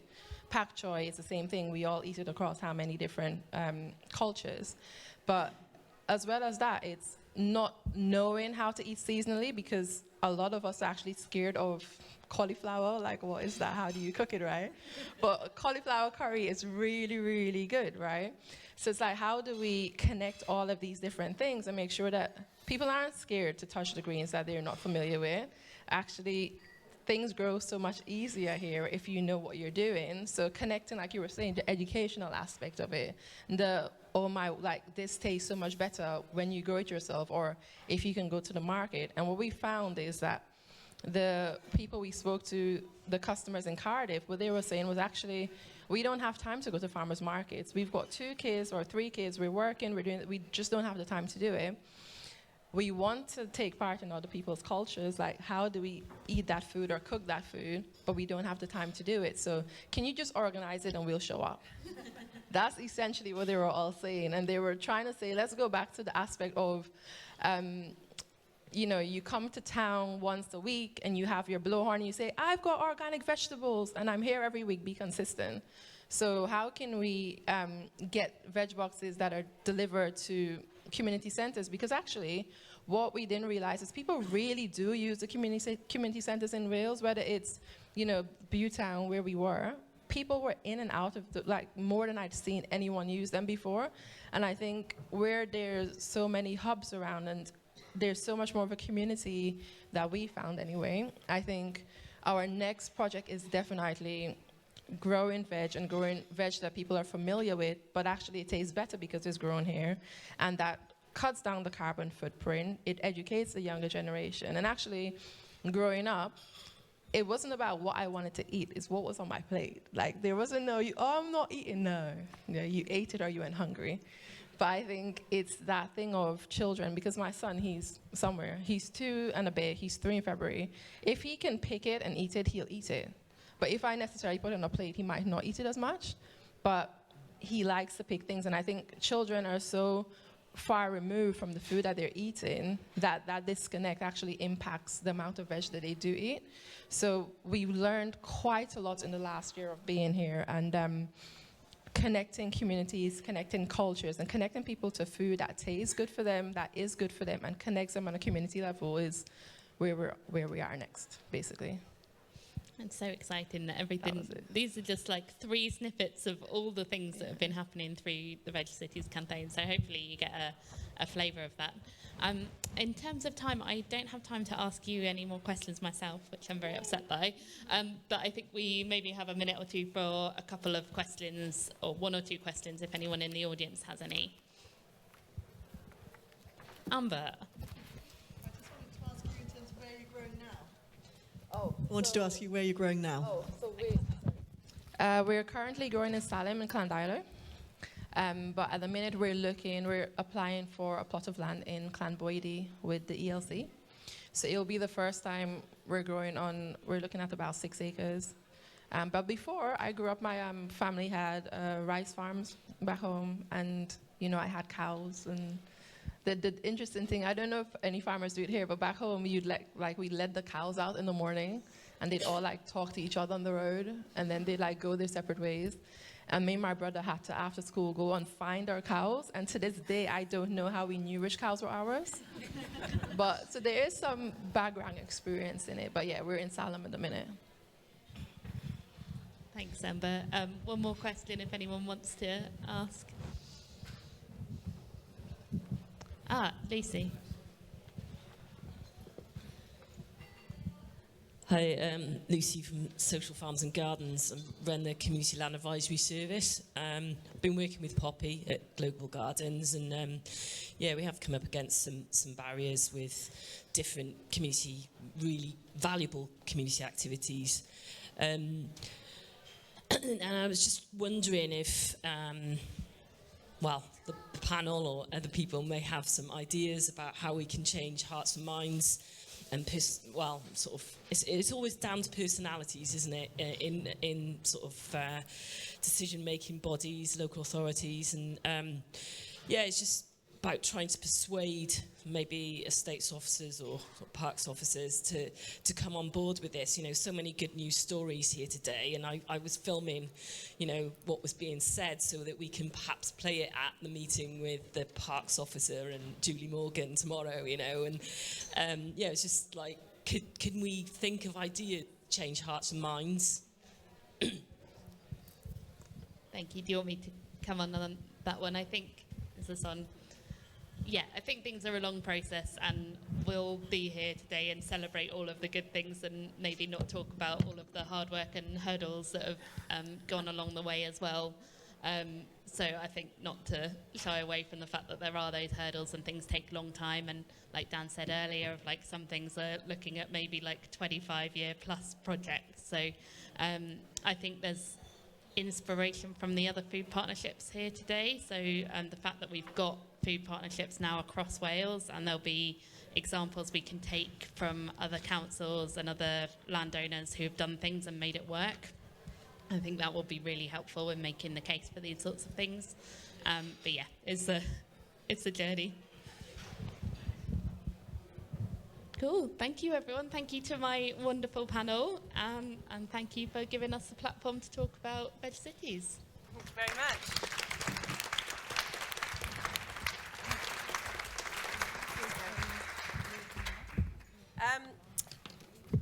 Right, well, hopefully that gave you sufficient inspiration for your comfort break. So we've got a stretch your legs moment, but we'd also like you to log on to Mentimeter. Now, I don't know how many people have used Mentimeter before. Have we got that on a set? Oh, where's Sean Ellen gone? Oh, she disappeared.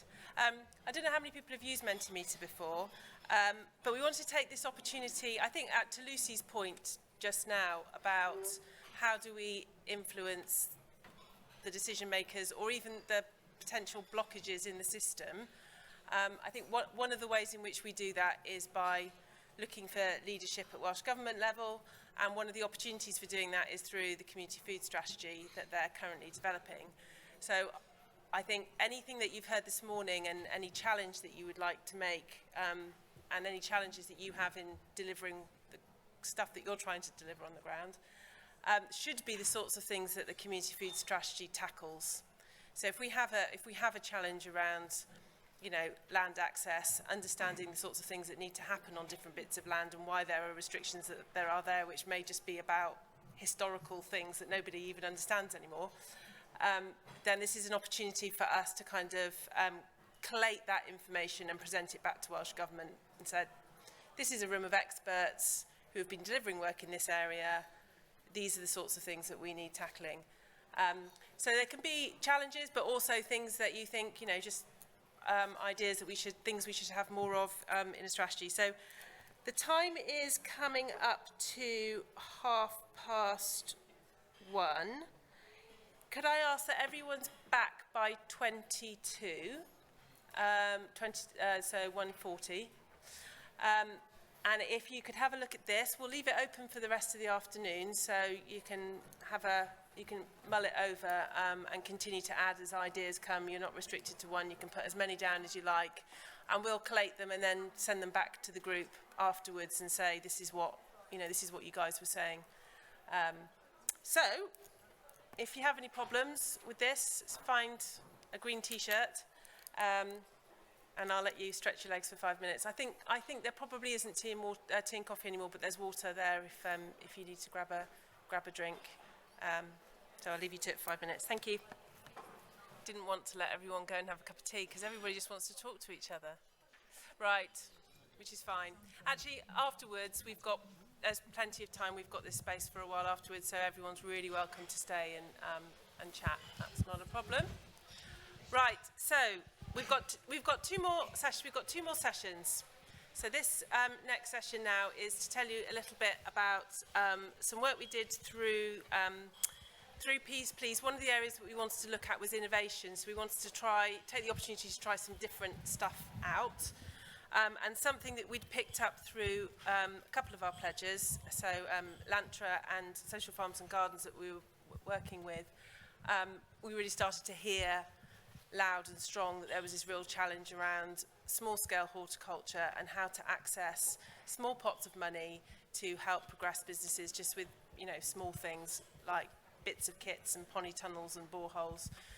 So we worked with Social Farms and Gardens and with Lantra and with Land Workers Alliance and with the help of Amber's very expert action research skills to look at seeing whether or not we could set up a simple grant scheme. And I'm going to hand over to Gary at that point. And we have got a couple of slides, Gary, that will aid conversations. Thanks, Katie. Sorry if my slightly balding head's in the way of some of the slides. I'm going to ask my panellists to introduce themselves before we get sort of started into the nitty-gritty, as it were. So I'm Gary Mitchell. Many of you will know me, I'm sure, as part of the Social Farms and Gardens team here in Wales. A few of my colleagues here as well, Lucy, Alison, and some ex-colleagues as well, which is always nice to see. Social Farms and Gardens, UK-wide charity, 3,000 members now across the UK, 40-year history, so we're 42 years old, I think, this year. So we've been around a reasonably long time, and our focus really is on community, green spaces, and obviously as part of that, food production, but actually a lot of social outputs as well as food. So Alex, perhaps if you could introduce yourself, please. Hello, yes, Alex Cook. I chair the Bwyd Cigar Carmarthenshire Local Food Partnership. I work for Carmarthenshire County Council as Food Systems Development Manager, but most importantly, I am a veg advocate. Thanks, Alex. Lara? Okay, hi, I'm Lara Bean. Come with my husband, Tom. I'm from South Pembrokeshire, and we work in Anglewall Garden, which are a small family business, and we grow veg. We're a market garden. We have a big patch of asparagus, and cherries are our favourite things to grow, but we also grow all the produce that will go in a veg box. Great, thank you. And as Katie sort of introduced, that between the sort of collective of partners involved in this, we were quite acutely aware that there were some real barriers to particularly the smaller scale individual market gardeners that we have as part of our membership and our wider memberships. People that run the CSAs perhaps were struggling to access some of the existing, let's say, farm business support grants. And this is back in sort of 2021, really, we were looking. And we hatched a bit of a plan between us. Katie worked with one of their funders to try and find that sort of innovative solution around how do we release funds into these settings. Social Farms and Gardens is a grant-giving organisation, if you like, so we're quite used to taking a bit of money in, gifting it out again. That's really what we want to try and do. And we quite quickly put together a simple application process. We put it out there just over 2 weeks, and in just over 2 weeks we had 21 applications. So there was an instant response to what we were offering, and we were offering a really small amount of money, if we're being quite honest about it. Our ambitions were to give 4 lots of £5,000 out. That was it. We had a £20,000 pot to re-gift out, and we thought, well, let's put it out there. Let's see who applies. Let's give them some guidance to say, look, this is small scale. We're not asking you to bid big. We want to support you, but we want to see real impact. So they were scored and weighted against the increase in production was one of the critical things that was part of what we wanted to prove. Can a small intervention make a big impact? And actually, we ended up supporting 5, which is fantastic. So we actually went back to our highest scoring applicants and said, would you be prepared to take a little bit less? Because if you did, we could award another grant, and every single one of them said yes. So instead of 4, we funded 5, which was brilliant. So on average, they got 4 and a bit £1,000. Fantastic. Good geographical spread. And what we awarded money for was, as Katie said, a whole range of different things that made an impact. So packing sheds, polytunnels or polytunnel recoverings, a borehole in one instance, and things that we knew, and as a panel, we could understand how that would make an impact in terms of growing. And one of them was a bit spurious. So we did fund a borehole, or part-funded a borehole. And people might think, well, as in a traditional grant-giving body might think, well, how's that going to impact in terms of increased veg? Well, it really increases productivity, labour saving, and things like that. And it was one of those vital ones that might not have scored high in other settings, but in ours certainly scored very well. We're also aware of the grant schemes that are out there have some barriers to them. Size of funds often perhaps unmanageable by smaller groups. Match funding requirements from some of them consistently high. So a challenge for growers, and had a conversation with one this morning that said if I had that level of match funding, I'd just go and do it anyway. Talked about the application process sometimes being just too onerous in some of the schemes that are out there. Quite cumbersome, quite clunky, and slow turnaround often, particularly if it's administered by a bigger body. And some of them just not eligible for sole traders, individual traders, if you like. And that was a challenge for our fund even. We had to work with the funder to say, we need to find a mechanism that will allow us to fund effectively a private individual. And we got round that. It was a bit of a challenge, but we got round it. And as long as we could find that they existed on some government system somewhere through, let's say, a tax number or something like that, a government gateway code, we realised that we could fund them, which was brilliant. I'm going to ask Lara in particular. She was one of our, or they were one of our grant recipients, to sort of detail some of that impact. But the high-level figures that we've got, if we can skip on, are pretty staggering. So just remember that this was less than £5,000 intervention, and on average, 74.5% increase in vegetable production or productivity. One of the sites reported, I think it was 133% increase in productivity just through that small intervention. So quite staggering figures. And we could only fund 5. We had 21, loved to have funded them all. Impact would have been quite considerable. We just didn't have the cash, and we were using that as a bit of a pilot. But it'd be good to hear from you, Laura, really about that, perhaps about the processes. What did it mean to you as a small business in terms of helping you increase that productivity, and perhaps tell people what you got out of the fund. Okay, great. It was amazing to get this grant. It came at just the right time. I had twins. We arrived at Anglewall Garden. We rent the garden, so I haven't inherited it. It's a really amazing site, but it hasn't. It was used with cattle, had been used previously, so it's the lot of it has been damaged. So, but it's an amazing site, and our aim was to bring it back into production to make it viable, what it was meant for, so growing vegetables and fruit.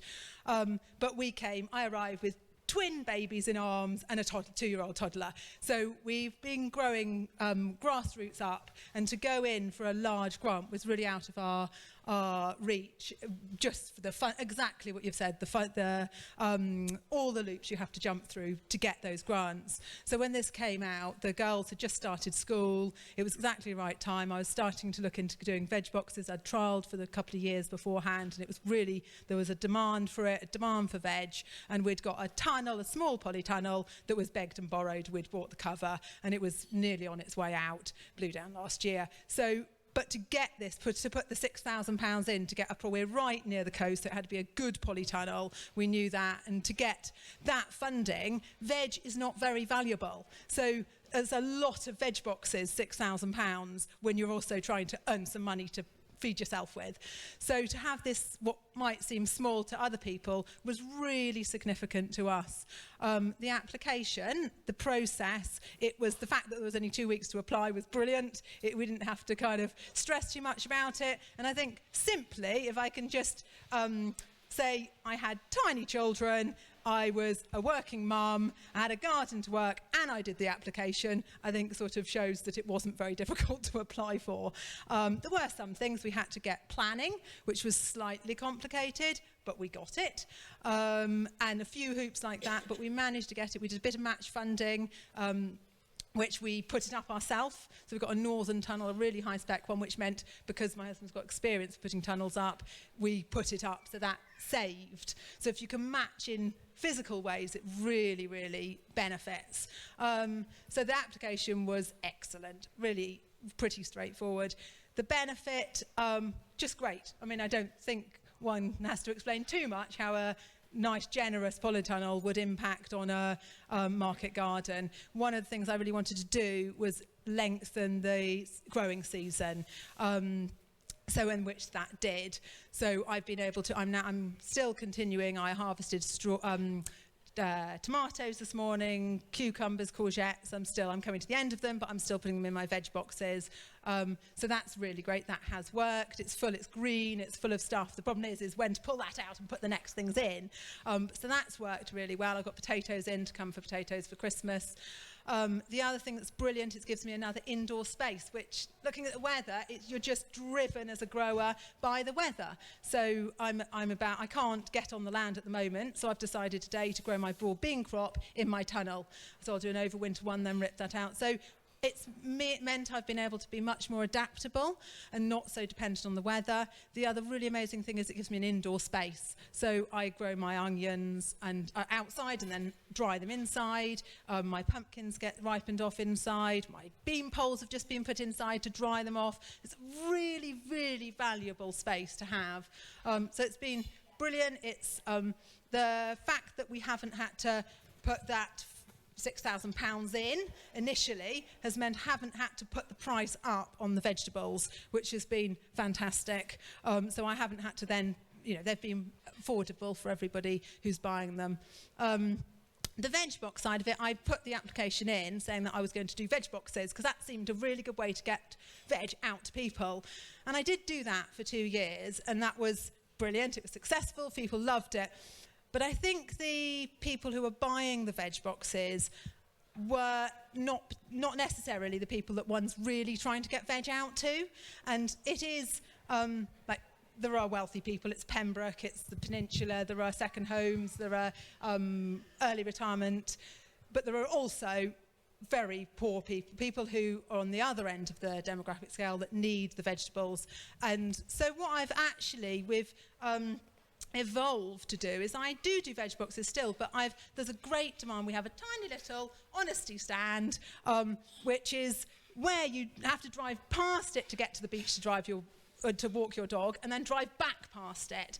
And if anyone's got an honesty stand and is successful, you'll know that you can sell a lot of veg through an honesty stand. And people come out from Pembroke Dock, which is a very deprived area, and they'll come and buy their regular veg. So rather than having that, committing to that veg box a week, and I make sure that my mum, who's a pensioner, is on my team pretty much 24 hours a day, and she makes sure that I sell small bags of vegetables. So I always make sure that there's ones for the people who live on their own or the elderly people, so that I'm keeping it available to everyone. And the people who stop and buy our veg are everybody, from the little man that rocks up in his trousers tied up his bale of twine. Oh, I love growing, I got my allotment, I got my greenhouse. Well, why are you buying my potatoes? Oh, I couldn't grow them for the price you're selling them at. And they're not actually that cheap, but they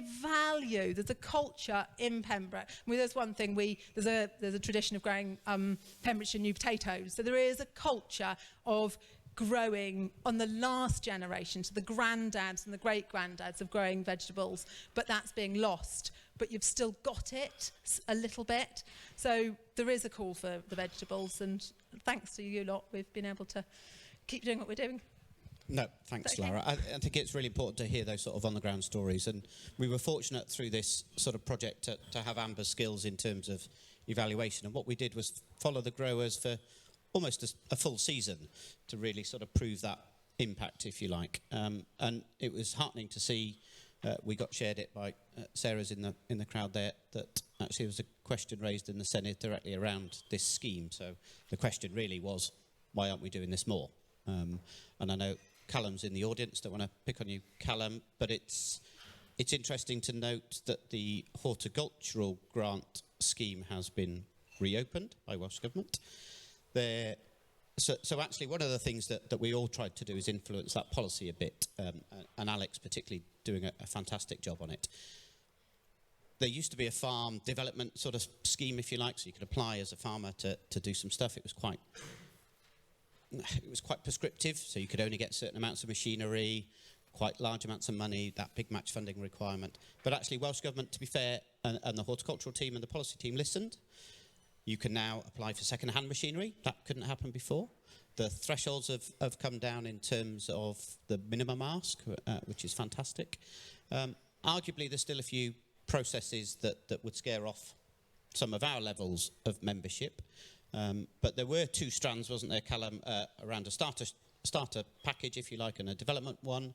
My understanding is that the development one is out now, not the starter one, but the threshold in terms of minimum ask has been lowered for the development. Is that right? Okay, well, don't worry, we can look that up, but I guess the key news is it's out there as an opportunity worth looking at. And I know we'll keep up the pressure that if there was a relatively big underspend on that fund, and that's always concerning for us as support organisations. So it sort of clocked to us that there were issues around the system. There's people out there that really benefit from it and would go for it. So we've been working with Callum and his team quite closely on feeding back, looking at opportunities. Lantra are developing a sort of toolkit guide, a sort of support package around applications as well, which is fantastic. And others like Menter and their, through Lantra, the new horticultural support scheme through Farming Connect is available. So there's a package around just the funding, not just the funding, I should say. There's some support packages emerging as well. But perhaps, Alex, you might want to give us a little bit around, sort of from a veg advocate's point of view, but also somebody that's trying to help shape and influence that policy and the reasons why, and perhaps give some of the examples that you're involved in. Thanks, Gary. I think a lot of people in this room will recognise that food and food production and processing, provision and waste is a tool that can deliver on multiple policy objectives. I think that's kind of the argument that we're trying to make as a food partnership, is to highlight key intervention areas, particularly in Carmarthenshire, where we can change or deliver on policy across the food system. So I just wanted to kind of set something first. We have a school meals project, which is part of a food systems development project. But I think I wanted to go back to this investment and return on investment, and the impact level that we see the small grant scheme, and kind of scale that up. So the school meals pilot we're looking at doing, or we will be doing, funded by Welsh Government, is going to set a 20 to 30% increase on the ingredient spend to allow for local, sustainable, small-scale production. And that is, if you scale it up across the whole of Wales, it's probably about a £12 million investment, which seems a lot. But the current leakage of public money going outside of Wales, outside of the UK, is about 36 million. So for that relatively small investment, we can see a 3-to-1 return on investment of Welsh Government if there was an investment scheme that did focus on small-scale, local, regional supply, and field scale as well. And then if we roll in the impacts on social and economic, so that 3-to-1 is foundational economy focused, and that's a direct return. If we then look at the impact wider on socio-economic health and well-being, you're looking at about a 6-to-1 return on investment. So as we see that food delivers on multiple policy objectives, we can also see that a very tangible investment can keep moving and moving and moving in terms of its return. So that's kind of one thing I wanted to highlight, and I think something at this small grant scheme and the impact it has, with that 75% increase on production, it is just incredible. And I think, our call would be that we need a lot more of it across Wales. So I mentioned the food systems development project. So in Carmarthenshire, we have that project. And that has been driven by the local food partnership, by Bwyd Food, coordinated by Augusta Lewis at the back. And that is I think it's fantastic. To my knowledge, it's the only food system development project across Wales at the minute. And it's a multi-partnership approach. So it's Health Board, it's Social Farms and Gardens, it's Food Sense Wales, it's local authority, it's NRW, it's private sector. So it's education sector, university, college. And part of that is a county farm where we will be growing produce specifically for the school meals pilot I mentioned, and aggregating local produce as well. So I'm quite proud of that, and excited for the next 12, 13 months that we have. Yeah. Thank you, Alex. And obviously we will be around for a few more questions if there's a lot to sort of take in these short sessions. I think I want to sort of finish on just what else we're doing. So we know there's still barriers around individuals, particularly being able to apply for grants. We struggle in finding money to re-grant out. That's not always what grant givers want to do, and sometimes they want to control that process. Doesn't always work from our members. But we will continue to try and find the most innovative ways that we can to support people on the ground. One of our latest sort of efforts is around machinery rings. So if people out there can't go and find the grants to buy the kit, well then maybe we can find a sort of central grant system that allows us to buy the kit and to then work out a process of gifting it out to growers. So we've just started 2 machinery rings, one in North Powys, hosted by Cultivate, who are here joining in as well, and then one in Carmarthenshire, which will be physically based at the local authority farm, which is really exciting, but it's there for others in the whole region to use. And we've had mixed funding into those, one of which is Carmarthenshire County Council itself through Shared Prosperity. So they recognise that need, they recognise the impact that we can have through these sorts of grant systems and the evaluation that we've done on it. And we're in this sort of process. We're meeting again tomorrow with the growers to say, right, we've got some kit, but actually what else do you want? And how do we make it work for you? How are you going to borrow it? What happens when you break it? Who repairs it? Who insures it? We know you will want a seed sower at the same time. How do we manage that? So that's the conversations tomorrow, and we'll go and spend some money pretty quickly because we're pretty good at that. So it's out there, it's being used already, and it's there to be used. And we want to grow that market, if you like. We're getting support from the sort of National Wales machinery ring that does massive tractors and combines and things like that, and just learning their skills and bring it right down to that sort of micro scale. So thank you. I don't know if we've got time for questions. Maybe I shouldn't look at Katie. Maybe I'll just see if there's any questions out there. Yeah, you've got some time for questions. I'll let Sean Ellen come to you with a microphone. Good, yeah, thank you. And I think that's a really great example of actually how pitching grants at the right level for growers can really make the difference. I think also wanted to add into this, I mean, we've talked a lot in the context of growing systems and polytunnels and boreholes. I think if we're going to have a functional food system, the supply chain in that is so important. And I think if we're going to scale this up to a level where we are feeding really a significant proportion of Wales from local systems, we've also really got to get our supply chain systems right, our washing, our packing, our logistics, our pack houses, and that has to, I think, really develop alongside the efforts to increase production on the ground. Yeah, absolutely spot on, Tony, as always. And we are trying to address that through some of our support. And in fact, I'm a Veg Box customer, and one of my growers has a salad washer and a potato washer as part of our machinery ring kit, and my potatoes now come very nice and clean in my salad box, which is great to see it come through. But actually, that's at a small scale.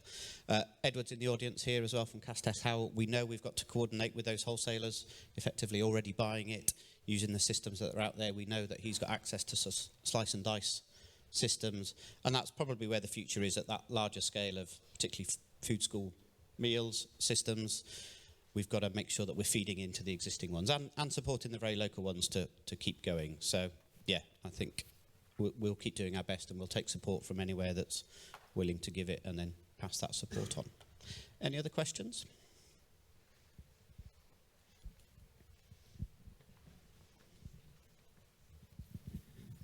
Hi, always chatty, sorry. The horticulture development scheme that's open now, does anybody know, is it money that is given to the grower up front and then they can spend it, or do you have to have it in your account and then you claim it back retrospectively? Yeah. Sadly, it's a Welsh Government grant, so it is retrospective. Well, that's helpful, isn't it?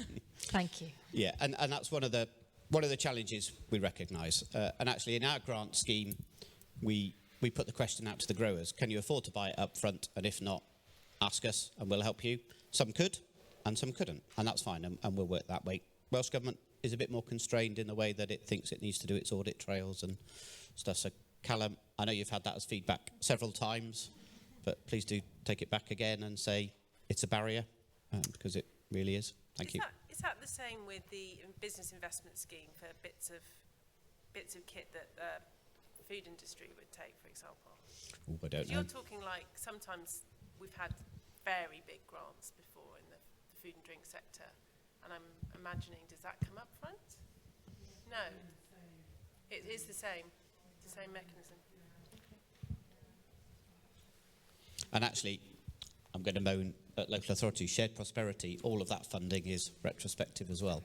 And who knows when you get paid from a local authority? It's a real challenge. So we have to keep clocking that and pushing it. Has somebody put that on the Mentimeter? Can I just come in with obviously food partnerships across Wales now, and a lot of them are implementing this small grants measure, and I think it'll be really interesting to see through the evaluation of that the socio-economic impact on health, food security of that small grant scheme across partnerships. I think it's really exciting as well.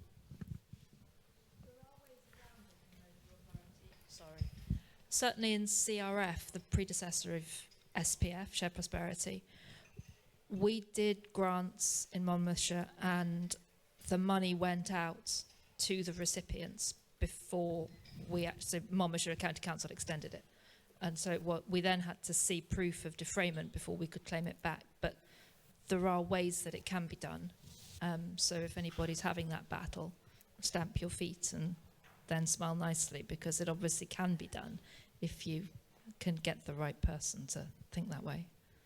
Yeah, I don't know how it was done, sorry, it was before my time. No, that's a fair point, and we have said to Callum and his team, actually, other areas of Welsh Government seem to be able to pay up front as a grant scheme, so it's inconsistent as well across some authorities. So, yeah, valuable points. I don't think there was any more, but let's take one more. Poppy, I don't know if we can run a microphone.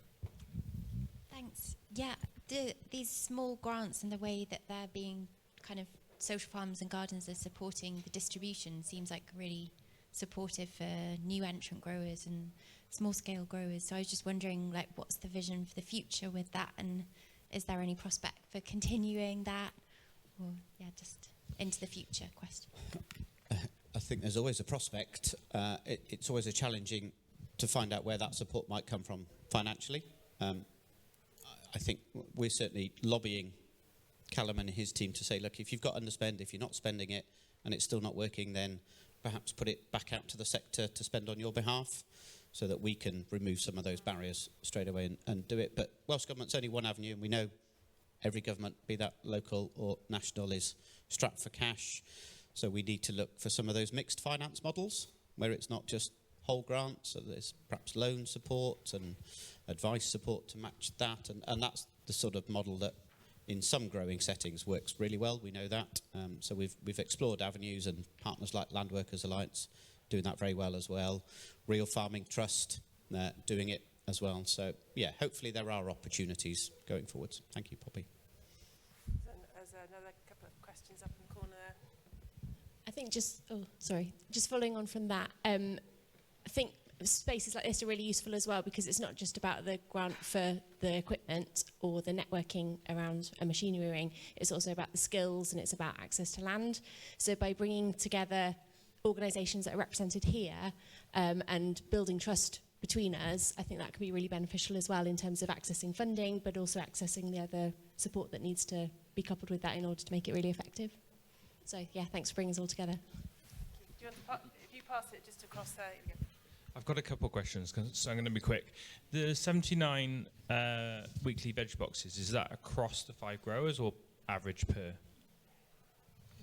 Or behind you? So that's an increase from all of the sites. Oh, right. Okay, so 79 extra families across the sites. Sorry, I probably missed that. But with the horticultural grant, if you have applied for it and were successful, but came under the 50,000 cap, are you able to apply again?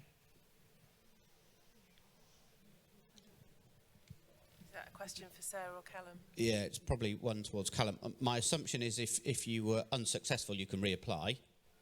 Most definitely. That.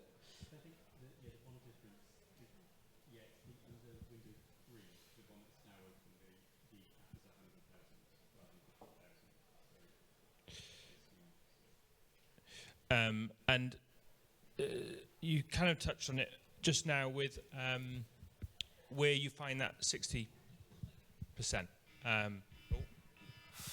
Sorry, happened to me, doesn't it? So, I mean, I was just speaking to a larger farmer. They were successful in applying for a grant for a robot weeder. They're about 70, 80,000 pounds. So I asked, where does he find the 60%? And his response was, the bank sorted that, that's no problem. Now, he's just taken on an additional 250 acres. That gives you an idea of what he was farming before, because it's around 1,000. So I imagine there is a bank quite happy to lend him the 60% of that 70. But other smaller farms who are going for, the grant aren't able to find the 60%. I don't necessarily think it's right that should be a 60% as a grant. I think there needs to be an element of profitability and the ability for the businesses to pay their way essentially on these pieces of equipment, and 40% is generous anyway. So, but a loan aspect for those 60%, is that something that's in the pipework, something that's already accessible, something that is being looked at, or? Yeah, so it's not currently part of the horticultural scheme supporting Welsh Government at the moment, but it's something that is out there in alternative form. So as we say, sort of through the likes of Real Farming Trust, and it's the Farming for Enlightened Agriculture Fund actually that's been supporting that mechanism. It's not widespread. They haven't got huge amounts of money, and it doesn't suit everyone. So I think it's about finding that flexibility within some of the grants, because sometimes 60% is a huge barrier in terms of match funding. For others, if you're at a larger scale, less so. And actually, it was great of Callum and his team to put that small intervention in there in that startup system where there was no match funding, it was a small amount. I think it was up to 3,000 or 5,000 maybe. One of the issues that we had feedback on was you had to be a new starter. But actually we're saying that level of intervention supports existing growers really strongly as well. So we need to look at that. So we'll keep having those conversations. But I think you're right. We can't always assume that there's always going to be grants out there just to keep applying for grants and we take it from public bodies or wherever. I think we have to find that model that's balanced, fair, equitable, where it's affordable. But in other cases, we can see the impacts from just a small intervention is vast. So yeah, try and find that mix. Thank you. We should probably move wrap on, up. I think. Thank But you. thank you very much.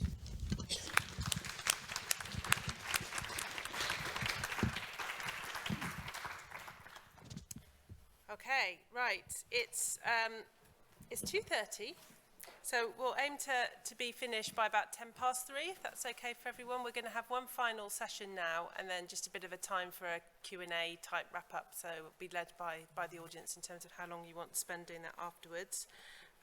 We've got the space until 3:30, Shannon? Yeah. So, I'm going to introduce you now to Ed from Castle Howe, if you'd like to come take the stage. And Amber Wheeler, who I've just got to give you a little bit of background on Amber's history with Pys Plîs, because Amber was one of the very first, I don't know what's the right word, conceivers, originators. She was there at the very beginning. So Amber, together with Anna from Food Foundation and Pete from Nourish Scotland, started on this journey back in 2016? 2016. Yeah, 2016. So Amber really has been kind of at the forefront of Pys Plîs with different hats on throughout the years. So she's worked on this in a research capacity with a PhD, and then went on to work with the Food Foundation and did a lot of work on the veg. You brought the PhD.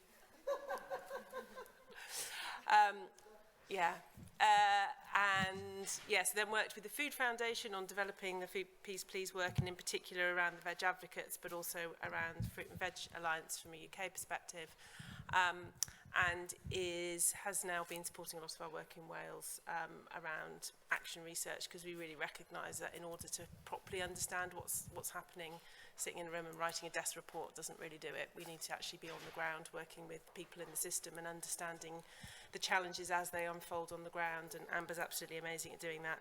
So I'm sure Amber will tell you a bit more.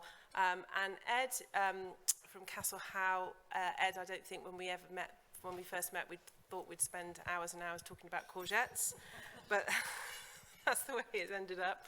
But Castle Howe have been a supporter of Pys Plîs since our very first Veg Summit back in 2017 in Cardiff, and really grateful for that sort of support and expertise that he's brought, but also the inspiration as well, and I think kind of a collective mindset of how do we break down some of the barriers and how do we actually kind of try this stuff out. And I think we're kind of on quite a similar wavelength in terms of looking at things through that lens. So I'm going to hand you over to Amber and Ed to have really a conversation about how Castle Howe's pledge unfolded and some of the challenges and the successes that have happened therein. Cool, a dwi'n mynd I siarad yn Cymraeg, a dwi'n mynd I siarad tyma bach o Saesneg hefyd. Ni'n mynd I mynd rhwng Cymraeg a Saesneg, achos dyna sut ni'n siarad yn dweud. Mae'n neis I bod yma.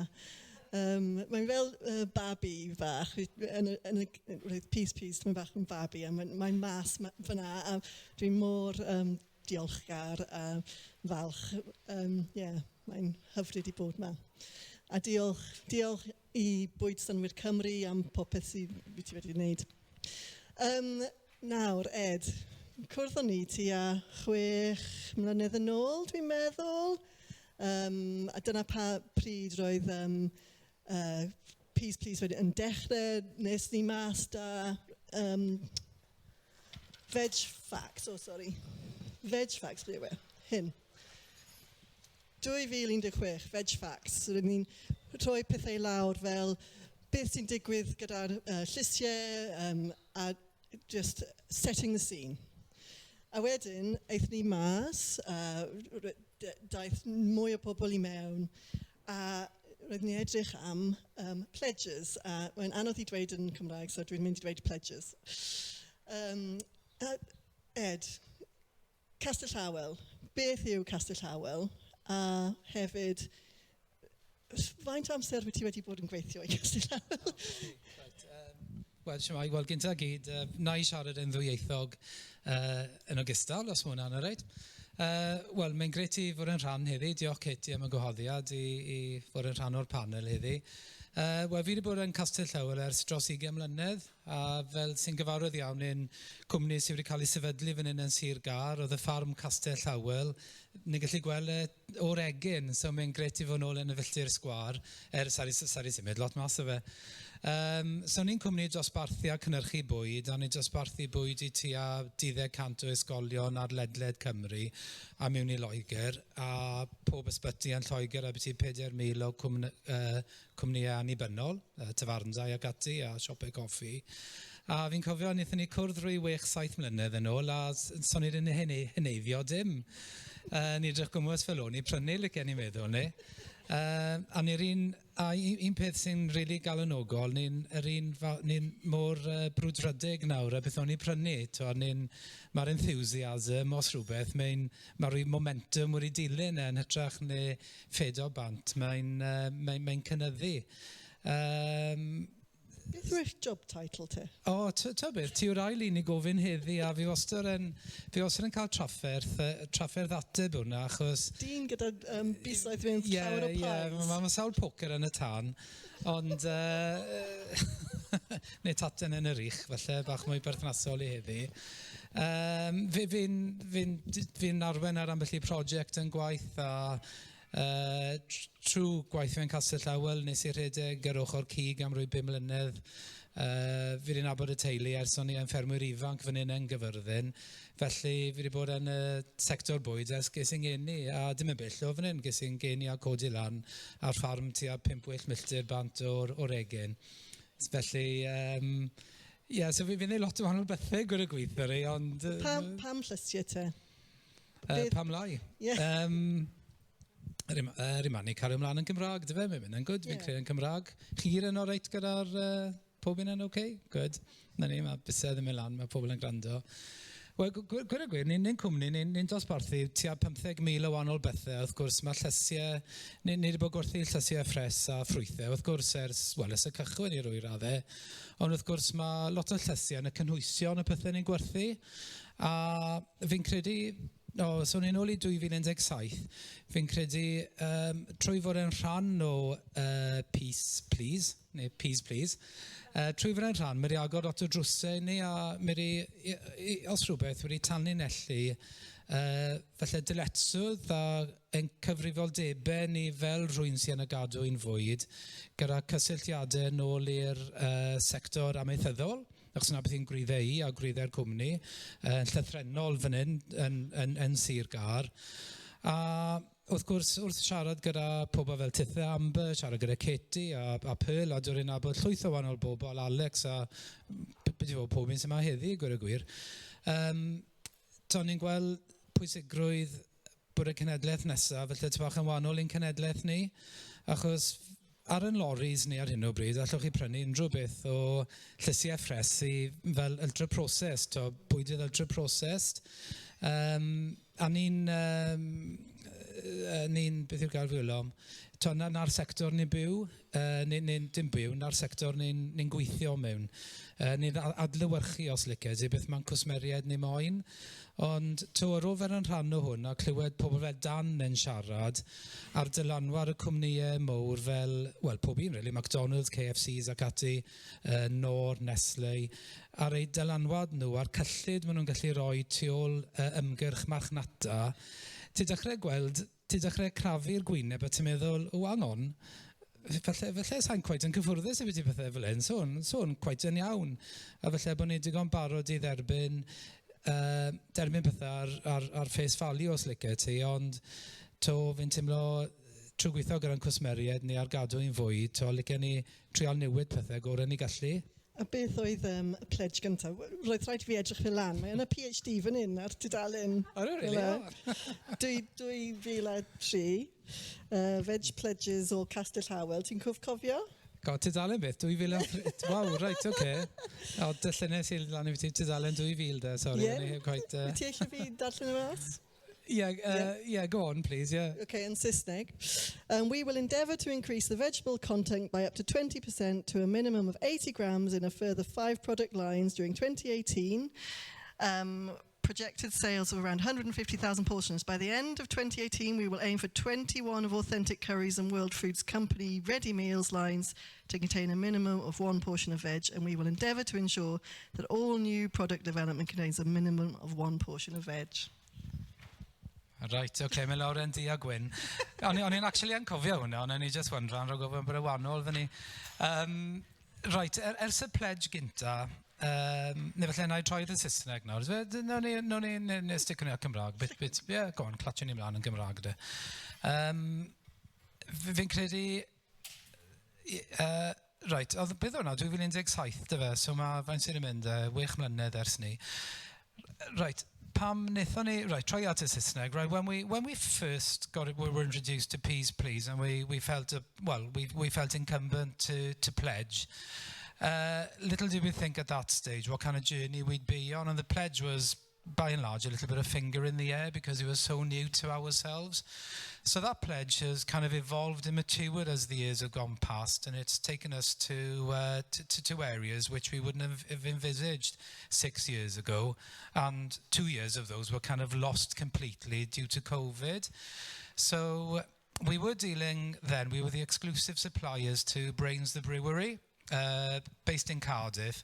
But again, they were kind of casualties of COVID, if you like, and they subsequently sold to Marston's, or there was an agreement with Marston's to run the pub under contract. So consequently, the business, we lost that chunk of business. But Brains were very enthusiastic at that time to promote healthier foods to the little people. I think it was called a Little People's Menu. So in kind of collaboration with Brains and Authentic, who manufactured the food, because Brains, they kind of departed somewhat from scratch cooking, which I think I can comfortably say was probably, they were trying to compete with Wetherspoons. It didn't work. Fast forward, they sold to Marston's. That was one of the elements, and I'll probably say that publicly. Well, I just have. But nonetheless, so there was momentum behind those people, but also we were supplying Cardiff schools, and through Judith and Cardiff, which is how we kind of got to know each other, wasn't it, really?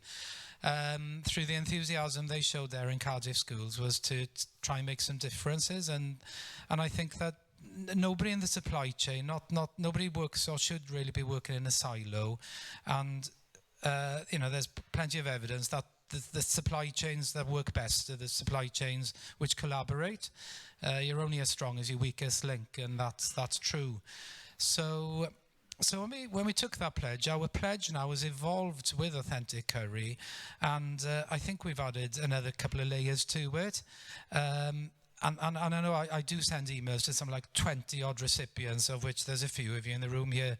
Fi'n credu ti 'di cael it, do? Yeah, I'm just looking over there. So and Alex, and there's a few of you on my very kind of broadly shared emails, insofar as any development of ready meals, not only on veg, but if it can be Welsh veg, and if that veg reflects what's being grown in Wales profitably, well, we're only on the start of this, mind you. We're kind of evolving this as we're going through. To say, well, it's not just any veg, because we could be importing, I don't know, sweet corn from, I don't know, Northern Africa to put in the meals. But isn't it best to start having a look to see what we can grow here in Wales and put those in the meals and get some kind of meal solution there to our customers? So consequently, that was a good baseline to start with, because we've still got the same partners, excluding Brains.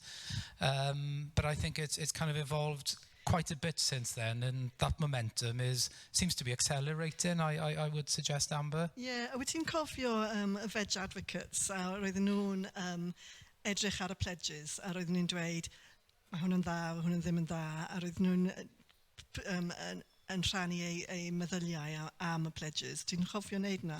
Beth o'n i'n siarad, ydw, fi'n cofio dethon nhw lawr i'r depo, a wedyn ni wedi cadw'n cysylltiad gyda ambell un. Wrth gwrs, o safbwynt o jyst wedi datblygu prydiau bwyd, dwi ddim yn ddigon dim ond i dod i potion bach ychwanegol o rhywbeth mewn, os nad i'r blas, a mi eisiau ychwanegu mwy o halen. So yn hwnna'n,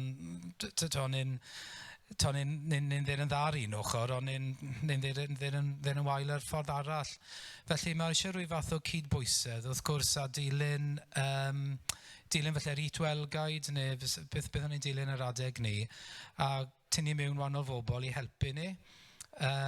Ni'n cydweithio rwyfaint nawr gyda Prifysgol Aberystwyth, o safbwynt edrych ar y micronutrients ac ati, a fel beth o'ch chi yn ystafell, wedi gweld yr e-bost, nes i anfon dydd Llun felly, neu dydd Mawrth, yn edrych ar fel y micronutrients o heiar, na zinc a fiber, a trial datrys rhyw fath o broblem, really, a byddwn ni'n trial ddeud yn ei gyfanrwydd, byddwn mynd at ein cwsmeriad ni gyda rhyw fath o solution yn hytrach neu cwestiynau, problemau, yn gweud mae'r gadwyn fwyd, ni gyd yn cydweithio, a mae hwn ar gael i chi, a ni wedi bod trwyddo pob un sy'n stakeholders, fi'n credu.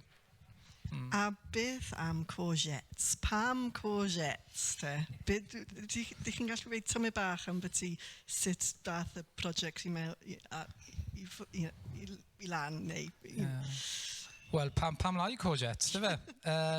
Wedodd rwy'n ar y panel gynne, fod nhw ddim yn hoff iawn o courgettes. Pwy oedd y person ni? Sa'n gweud yn cofio, ond wylau nhw ar ôl ni, a felly gown ni chat bach amdano hwnna.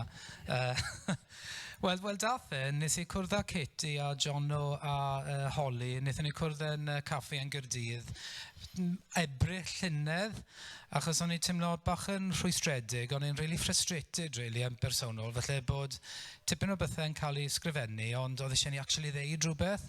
So nath Katie cyflwyno ni i Blas Gwent, ond o'n i wedi symud lawr o Gogledd Cymru, a gaethon ni cup o coffi bach, a felly chocolate brownie bach neu rhywbeth yn debyg, a wedi dde, wel achos bod yr amser mor gyfyng, yr unig beth allai fe plannu, felly dechrau mis Mai fydde courgettes, a ni'n byddai, right, come on, go for it. Beth bynnag yw just dod e mewn, a ti fewn dwarnor, oedd wedi prynu'r hadau, neu felly'r plug plant, sa'n siŵr beth prynodd e. A trwy'ch gwaith chi wedyn, wnaethon ni siarad gyda Summer Food and Fun Gaerdydd, Cyngor Sir Gaerdydd, a wnaethon ni dosbarthu'r courgettes i dros 20 o ysgolion, 5 ar 20 os fi'n cofio. Ond beth o'n i trial ddeud, i rwy raddo, dim rei a lot, os daw courgettes, moron, broccoli, cauliflower, dim rei ots, beth oedd e i rwy raddo, achos y nod ni oedd i profi'r gadwyn fwyd, just i ddeud yn siŵr bod e'n gallu gweithio, a wedyn dysgu o canlyniad beth bydden ni'n, beth bydde'r outcomes. So, a just i gwybod, oedd e courgettes oedd e. A fi'n eitha hoff o courgettes yn unan, fi'n dwlu arno nhw. Ond enwedig nawr yn ddiweddar. A wrth gwrs mae hwnna wedyn wedi, ni wedi symud ymlaen o dim ond courgettes i'r projects dyn ni leni. A un o'n holl... Beth mae'n gweud, yw quick to test, quick to learn. Eto, mae rhaid i roi go i pethau. Oedd y risg yn weddol isiel. A mae rhaid i roi go i pethau. A wedyn gobeithio bydd momentum yn tyfu o ganlyniad. Wythnos diwetha yn Cynhadledd yn y Gogledd, dwedais ti rhywbeth oedd o'n i'n meddwl yn ddoniol iawn. Dwedais ti, dwi'n cydymdeimlo gyda'r moron ar y plat. I sympathise with the carrot on the plate, dwedais ti. Yeah. Beth oedd ti'n meddwl?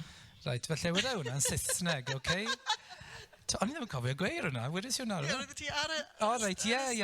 Right, na beth oedd e, right, okay. Right, the point I was trying to make is, the food on the plate, and I chose the humble carrot, I don't think there's ever been a time where there's so much responsibility for that food on the plate. That food has got to deliver... Historically, it's had to deliver nutrition, but whatever food is on the plate, it's got to deliver nutrition. Yeah, that's kind of what it's all about, really. Margin for our customers, you know, they've got to pay bills. An eating experience, so that's very important as well. But whatever food's on the plate has got to deliver on habitat loss, biodiversity, social value, especially if it's Welsh. There's an element of that food that's kind of linked to Welsh culture and the Welsh language, especially in rural communities. Environmental, carbon. So on whatever food you have on the plate, wow, it's got a lot of pressure on it, hasn't it? You know, the food itself and the decisions taken to what food's going on the plate. And I don't think there's probably ever been a time in probably recent history or ever where that food has got to really work hard on so many different levels. But let's not lose sight. The first reason it's on that plate is to kind of keep us healthy and keep us alive and not make us unhealthy and send us to an early grave. So that's the main reason it's there, of course. But there's so many other responsibilities now. Even you can trace it back to deforestation and the impact not only here in Wales but globally. So yeah, it's a tough time to be a bit of food now, I'd suggest. Yeah, I'm ser wiriodd anodd without being tough. A pan dwedodd ti hwnna, ro'n i'n meddwl, waw, dyna rhywun sy'n gallu cydymdeimlo gyda moron. Mae e'n gallu gweithio gyda unrhyw un. a ro'n i'n meddwl, perthnasau, relationships, they're so important. A dyma rhywbeth mae Ed a Castle Llawel yn neud. Mae nhw'n meddwl am eu perthnasau. A dyna beth mae Bwyd Synnwyr Cymru yn neud, a dyna beth mae lleoedd bwyd cynhaladwy yn neud. A dyna beth sy'n bwysig I creu perthnasau trwy'r systemau fwyd, a dyna beth ni'n neud nawr, a dyna beth sydd yn bwysig yn mynd ymlaen. Ti'n gweud beth i'n moron fyna, tro gynta nes I cwrdd â chi fi'n credu, o'n I edrych ar y llun gynne lan yn, City Hall yn Llundain fi'n credu, dan gosodd, felly Katie nath dangos neu felly Dan. A fi'n credu un o'r troi'n gynta nes I cwrdd â chi chdo, chi'n eisiau lan fel moron. And very enthusiastic carrots as well, which I thought... Roeddwn ni yn City Hall, mae wedi bod yn anti'r llysiau dros y mynyddoedd. Roedd na band llysiau, fel band gyda musical instruments, right? A roedden nhw'n neud musical instruments yn y cynhadledd yn London, yn City Hall. Ond I creu y musical instruments o llysiau, fel o leeks a pethau fel na, roedd rhaid I nhw dod â knives a pethau fel na I mewn i'r City Hall. A roedden nhw ddim yn gallu neud na, achos roedd security yn dweud, na, ti ddim yn gallu dod mewn. So falle, roedden ni'n mas tu fas, yn tu ôl, roedden ni wedi parcio mewn yn agos, yn y fan, a roedd y band llysiau fyna yn neud musical instruments o'r llysiau tu ôl yn y fan.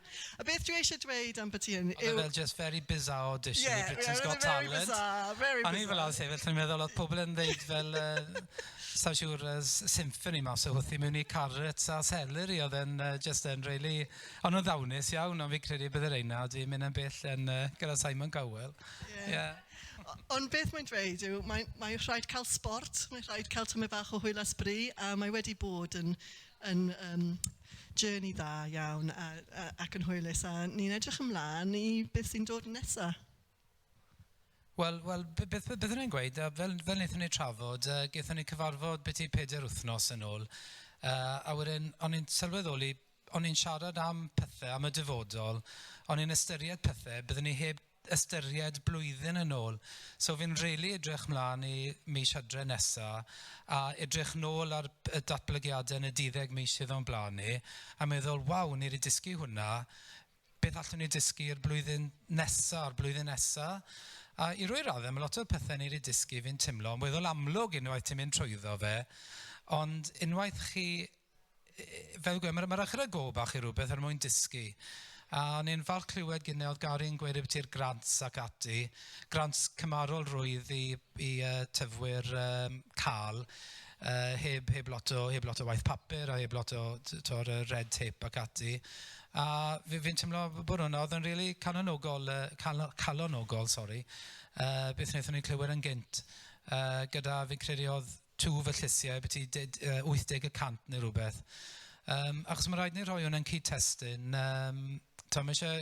Mae eisiau cadw'n fwyd robust o'na ni, a mae rhaid ni rhoi fe'n rhyw fath o cyd-testun, food security, diolgelwch gadw'n fwyd. Achos mae lot o bethau'n digwydd yn y byd nawr, a ni fel Castell Llawel, a dim o'n i, pob un sy'n yr un busnes yn ni. Ni'n prynu tua 20-50% o'n cynnyrch ni o Gymru, tipyn o Prydain Fawr, yr Undeb Ewropeaidd, wel, fel o'n i'n rhan o, wrth gwrs, a'r gweddill wedi dod o ledled y byd. A ni'n gallu gweld, tu fewn falle wythnos, os mae rhyw broblem yn Australia, De Africa, Gogledd Africa, Brazil, neu beth bynnag yw China, yr Eidal, Morocco, fel welon ni'n gynt leni. To ni'n timlo hwnna, mae shockwaves hwnna'n dod trwyddo i rwy'n fel ni, yn gynt na falle byddwch chi'n sylweddoli yn yr archfarchnadoedd, neu falle bach neu braidd mwy hands-on. So mae sawl lefel i hwn, efyd nôl i'r carotsen bach ar y plat. Mae tipyn o gyfrifoldeb ar y gadw'n fwyd gyda ni nawr, mwy falle ni eriod fydden ni'n awgrymu. Gred, dwi'n meddwl ni wedi benni, siarad am OBs i courgettes. I think we're finished. Diolch. Brilliant. Thank you. Do we want to take some questions? We've got 5 minutes. Gary, go for it. We've probably got another mic actually. I could do mic as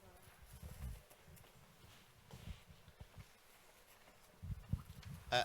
Question for Ed, really. I wonder if you're already seeing some of the potential impacts or changes in sort of procurement tenders and frameworks. Welsh Government is setting a new social procurement framework bill. I can't think of its complete title, but we're seeing the aim of that is to try and, let's say, add value through purchases back into Wales through social improvements, keeping the pound within Wales. But are you seeing that filter out into some of the tenders that you might be applying for yet, or is it? Most definitely, Gary, yeah. It wasn't so long ago when tenders would be driven by the pricing element would possibly be 80%. And the balance would be on efficacy to deliver. You'd need, your food standards accreditation, etc. But the recent contract for 15 local authorities, and it encompassed caterers in NRW, police, other public sector organisations, Pobol Group. 25% of that tender was based on social value and environmental. Social value encompasses things like apprentices and training, and it's not exclusively sourcing, but that's a big departure for Welsh Government, and it's a bit of a statement really. We're going to be evolving as the years go on, so it's a bit of a, I wouldn't say I was going to say a bit of a punt, but that's a bit of an injustice. It's a statement, and I think whoever the successful bidders are, it'll evolve over the next 3 years, and I think probably by the next tender it could be 30%, and then who knows where it goes from there. So yeah, without doubt, the public sector they can be a great driver for change, albeit as a percentage of their business to us, it's 20-odd%, but it's very important. And in the grand scheme of things, in the whole food supply chain, it's not massive, public sector catering, but nonetheless, for companies who want to supply the public sector, even if it's 10% of their business or 15%, you've got to implement that change, and that trickles across to the balance of your business then, which is the 80 or whatever it might be %. And I guess it's been ambitious, but that ambitious has got to be pragmatic as well. And I know it was discussed that possibly 50% of public sector food should be sourced from Wales. Ideally, yes, of course, but then you're looking at commercialities, what's available. Kids need a bit of a different kind of foods on their menu, and so let's kind of take that as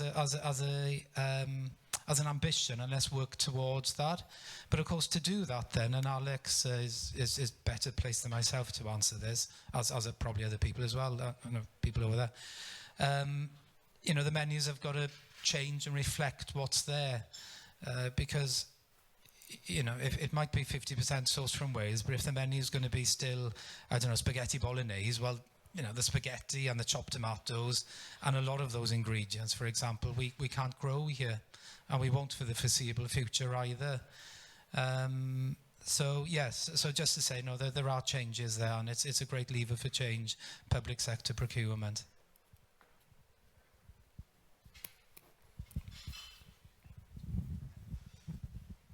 Hi. Yeah, just another question, Fred. If 80% of Castle Howell business is private sector, and a lot of our focus has been on the 20%, the public sector, quite rightly, do you think there's an opportunity for Castle Howell to have a punt on private sector customers with a Welsh veg supply chain? I would suggest so, yeah. I guess if you look at the other 80%, by the time we take off sales of it's not 80% exclusively food, because of the 80, then we sell cling film and tin foil and stuff. But certainly, and I think quite a lot of our customers are, well, I say there's a percentage of our customers who would lean towards that anyway. They buy locally. People, well, in Carmarthen, we've got great examples of customers who might buy flour and butter from us and would buy their veg locally, and there's probably a few in the room. I saw one earlier. So we got great examples there. But certainly I think if we can make a compelling case for buying Welsh veg, and availability is there, because once it's on a menu, if somebody writes on a menu, unless they change their menu on a daily basis, if the menu goes to print and says the leeks are Welsh, then we need to make sure the leeks are Welsh every order they have, otherwise they're not fulfilling their promise to their customer, and you've got trading standards implications. People get a bit upset about that kind of stuff, rightly so, and it makes you a little bit risk averse then. But I think that's probably where the public sector come in. If we can build a robust supply chain on the back of the public sector, then we've got confidence to extend that into the private sector as well. And I think that's kind of critical. And I think some of the things we grow, we're not great in we as in me now, we're not great at marketing it either. And I think we have had chats internally on a branding for Welsh veg, and we really like the customer to pull that through a little bit through the supply chain. Some of the products we have available, we don't really sell a lot of them.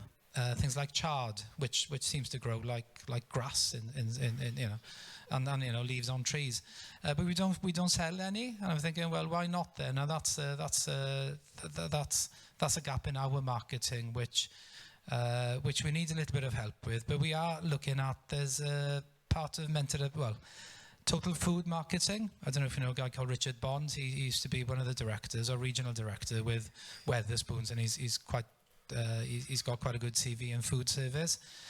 So we're kind of working with them a little bit to see how we can improve. So hopefully for next season. So look out, chard. Every menu. Yeah, but some of the other 80% are cafes and people who you know, sell, I guess, you know, flapjacks and things, and wouldn't necessarily have. Oh, they could have courgette cakes, I guess, couldn't they? Yeah, beetroot brownies. Yeah, they could adopt it there as well. Yeah, thank you.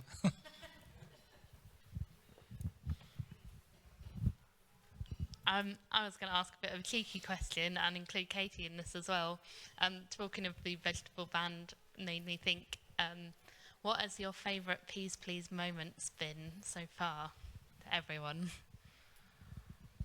It doesn't have to just be Katie. Shall I go then, because I've got the mic in my hand? Tell you one thing that Pys Plîs has done. It's really opened doors for us. And we started going out with our chef Stewart to the schools in Cardiff initially, and Caerphilly, primary schools, and dare I say, coercing kids to eat veg.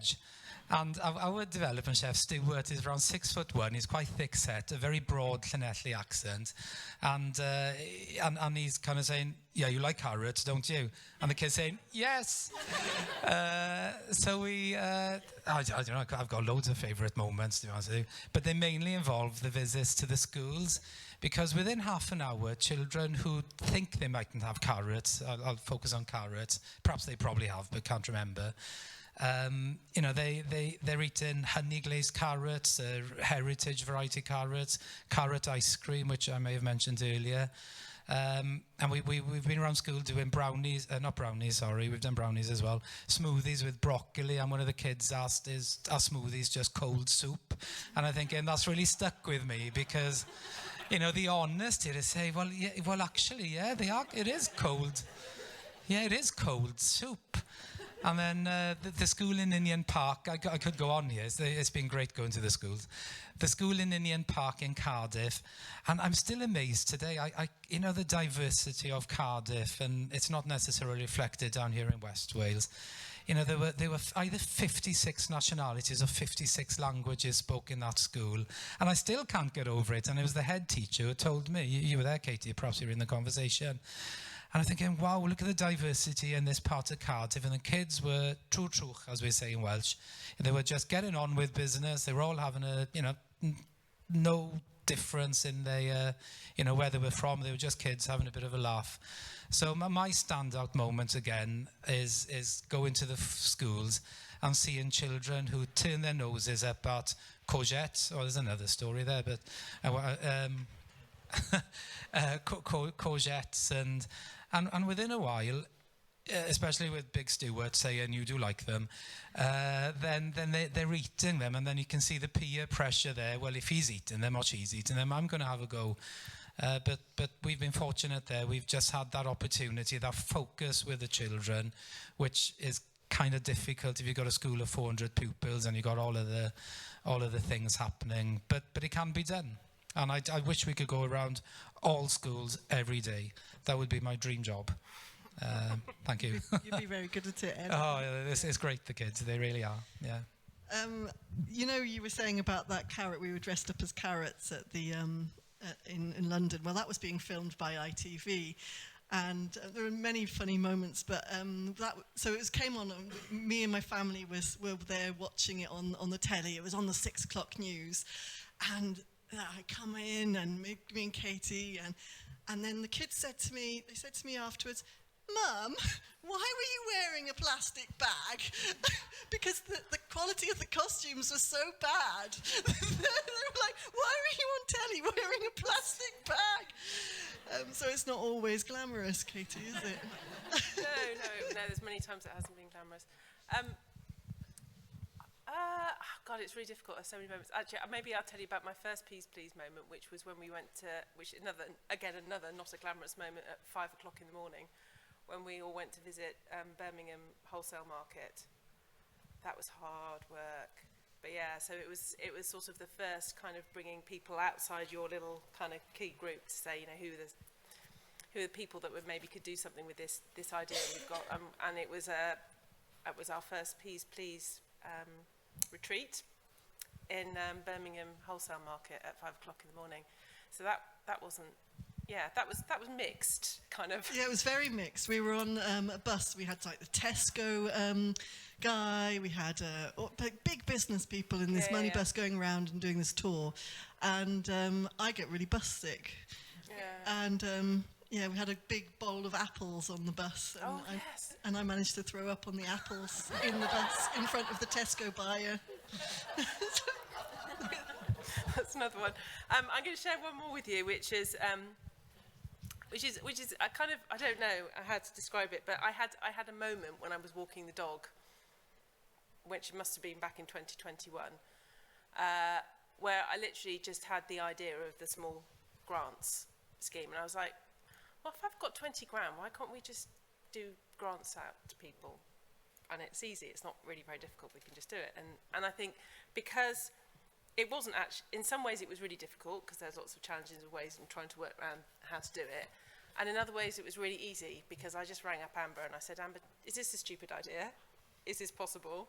And she was like, no, that's a brilliant idea. And then I think I talked to Gary and I said, Gary, is this something that we can do? And he was like, yeah, I don't see why not. And so, I think having that community of people that A, have the ideas, and B, can then pull on everybody else to kind of make those ideas happen is just absolutely invaluable. And I think that's what, that's what Pys Plîs is kind of, because it's been fun, because it's been a bit of an adventure, and very much this feels like it's a platform platform for us moving forwards now in terms of, you know, working with everybody and the relationships that we've built over the last 6 years in this space to really have an impact at a very challenging time. So massive thank you to everybody that's contributed to this. I hope you've enjoyed the day. I hope you have a safe journey home, and I hope you'll stay involved with everything, and we're there at the end of a website, phone, Twitter account, whenever you have an idea. So thank you everybody, and safe journeys. Diolch yn fawr.